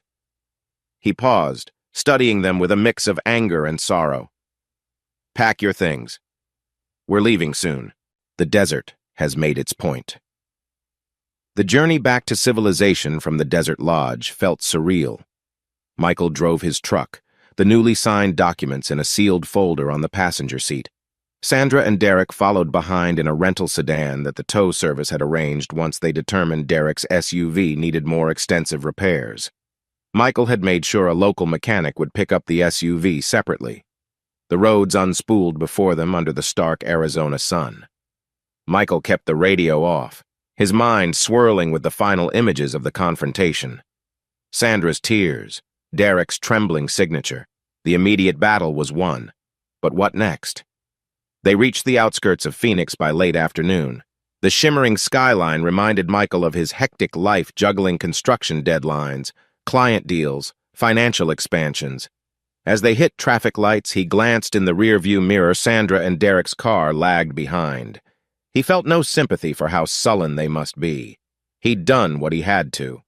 Eventually, the two vehicles parted ways at an intersection. He watched them turn onto a different road, presumably heading to Derek's downtown law office or dropping Sandra off at her spa. He experienced a strange emptiness. For months, he'd been consumed by suspicion, then heartbreak, then the thirst for revenge. Now, with the revenge complete, he felt a hollow ache. Was it truly over? Michael pulled into his driveway, noticing how the late sun lit up the adobe facade of his suburban home. Stepping inside, he inhaled the familiar scent, wood polish, cooled air. Everything looked the same, yet he felt changed. It was as if a thick fog had lifted, revealing a new horizon. He set the sealed folder on the coffee table, a tangible reminder of the price of betrayal. For a moment, he stood still, closing his eyes. He pictured Sandra's initial laughter in the phone recordings, Derek's smug face in those covert photos. They won't be smug anymore. But the bitterness still weighed on him like a leaden anchor. He sank onto the couch, glancing around the living room. Framed photos dotted the shelves, him and Sandra smiling in younger years, a snapshot with a young employee celebrating a construction milestone, various awards. So many layers of his life had revolved around partnership with Sandra. Now, that partnership lay in ruin. Was the revenge too extreme? The question gnawed at him. He recalled the raw, searing betrayal. He reminded himself they plotted to take nearly everything. Yet he couldn't deny the pang of guilt. Even in the desert, he'd glimpsed Sandra's tears and felt a flicker of old affection. Still, betrayal demands consequences. He told himself that again. They made their choice. Over the next few days, the fallout began to ripple through their social circles. Rumors emerged that Derek Collins had dropped several high-profile clients, citing personal reasons. Some whispered he faced potential disbarment after an ethics complaint surfaced, likely from Michael's legal friend Mark Fisher, who had carefully leaked certain evidence to the State Bar Association. Nothing was final yet, but Derek's reputation was shaken. Meanwhile, Sandra's Desert Bloom Spa saw a sudden dip in clientele. A local reporter got wind of alleged financial improprieties, printing a brief article about possible mismanagement at the spa. Many wealthy clients, already sensitive about scandal, quietly canceled appointments. Sandra's business floundered. Michael watched from a distance, neither gloating nor interfering further. The immediate punishment had come swiftly. Karma, in a sense. One afternoon, Melissa Gray, an old friend and former office manager, dropped by Michael's corporate headquarters unannounced. She was a tall, confident woman with bright hair and an even brighter personality, but today her expression was somber. "Michael, I've been hearing chatter," she said gently once they sat in his glass-walled office. "Sandra's spa is tanking, and apparently Derek's entire firm is in shambles." Michael leaned back in his chair, tension throbbing at his temples. "I know. They brought it on themselves." Melissa studied him. "You got your justice, maybe more than that. Are you at peace?" He exhaled slowly. "Not exactly, but it had to be done. They left me no choice." She nodded, eyes reflective. "Just remember, revenge can be a lonely road. Don't forget to heal yourself in the process." Her words lingered long after she left. Could he truly heal? That night, sitting at home, Michael stared at the sealed folder. The documents inside were unstoppable proof of how he'd outmaneuvered Derek and Sandra. He realized that, despite winning, he felt a strange vacuum. He'd poured so much energy into the confrontation that he hadn't processed the emotional wreckage. He poured himself a glass of whiskey, swirling the amber liquid. Across the room was a framed photograph. Him and Sandra on their 10th wedding anniversary, cutting a small cake and laughing. The difference between that joyful couple and the pair he'd just bested in the desert was night and day. Why did it have to end this way, he wondered. But the question had no easy answer. People change, ambitions overshadow love, betrayals sprout from neglected corners. He told himself he wasn't the one who strayed. He only responded. Still, the heartbreak felt real. A few weeks passed. Michael heard through mutual acquaintances that Sandra had all but stopped showing up at her spa. The staff was in disarray, morale plummeting. Some employees complained of unpaid wages, late supply shipments. Financial trouble loomed. Without Michael's backing or a strong clientele, the business was on the verge of collapse. Eventually, a rumor circulated that Sandra had sold a portion of the spa to cover debts. That ignited gossip about possible bankruptcy. Michael felt a mix of pity and grim validation. She'd tried to ruin him financially. Now she was the one drowning in bills. Derek, on the other hand, faced a formal investigation from the state bar. Whispers of unethical conduct, tied to the evidence Michael's team had provided, made him persona non grata. Many of his old law firm partners distanced themselves, worried the scandal would tarnish their own careers. Michael refused to revel in Derek's downfall, but neither did he intervene. He let the chips fall where they may. Word had it Derek was scrambling to salvage a fraction of his practice, but each day brought fresh rumors of clients terminating contracts. The unstoppable litigator who once boasted of never losing was losing everything. Michael found himself ignoring messages from Sandra. Occasionally, a voicemail would appear on his phone, her voice trembling, asking if they could talk, or if he could extend some kind of olive branch. He didn't respond. He remembered her callousness all too clearly. One afternoon, she showed up at his home unexpectedly. Michael opened the door, tension coiling in his gut. She looked worn out, eyes rimmed with dark circles, hair uncharacteristically messy. "Please," she said, voice raw. "I just want to talk."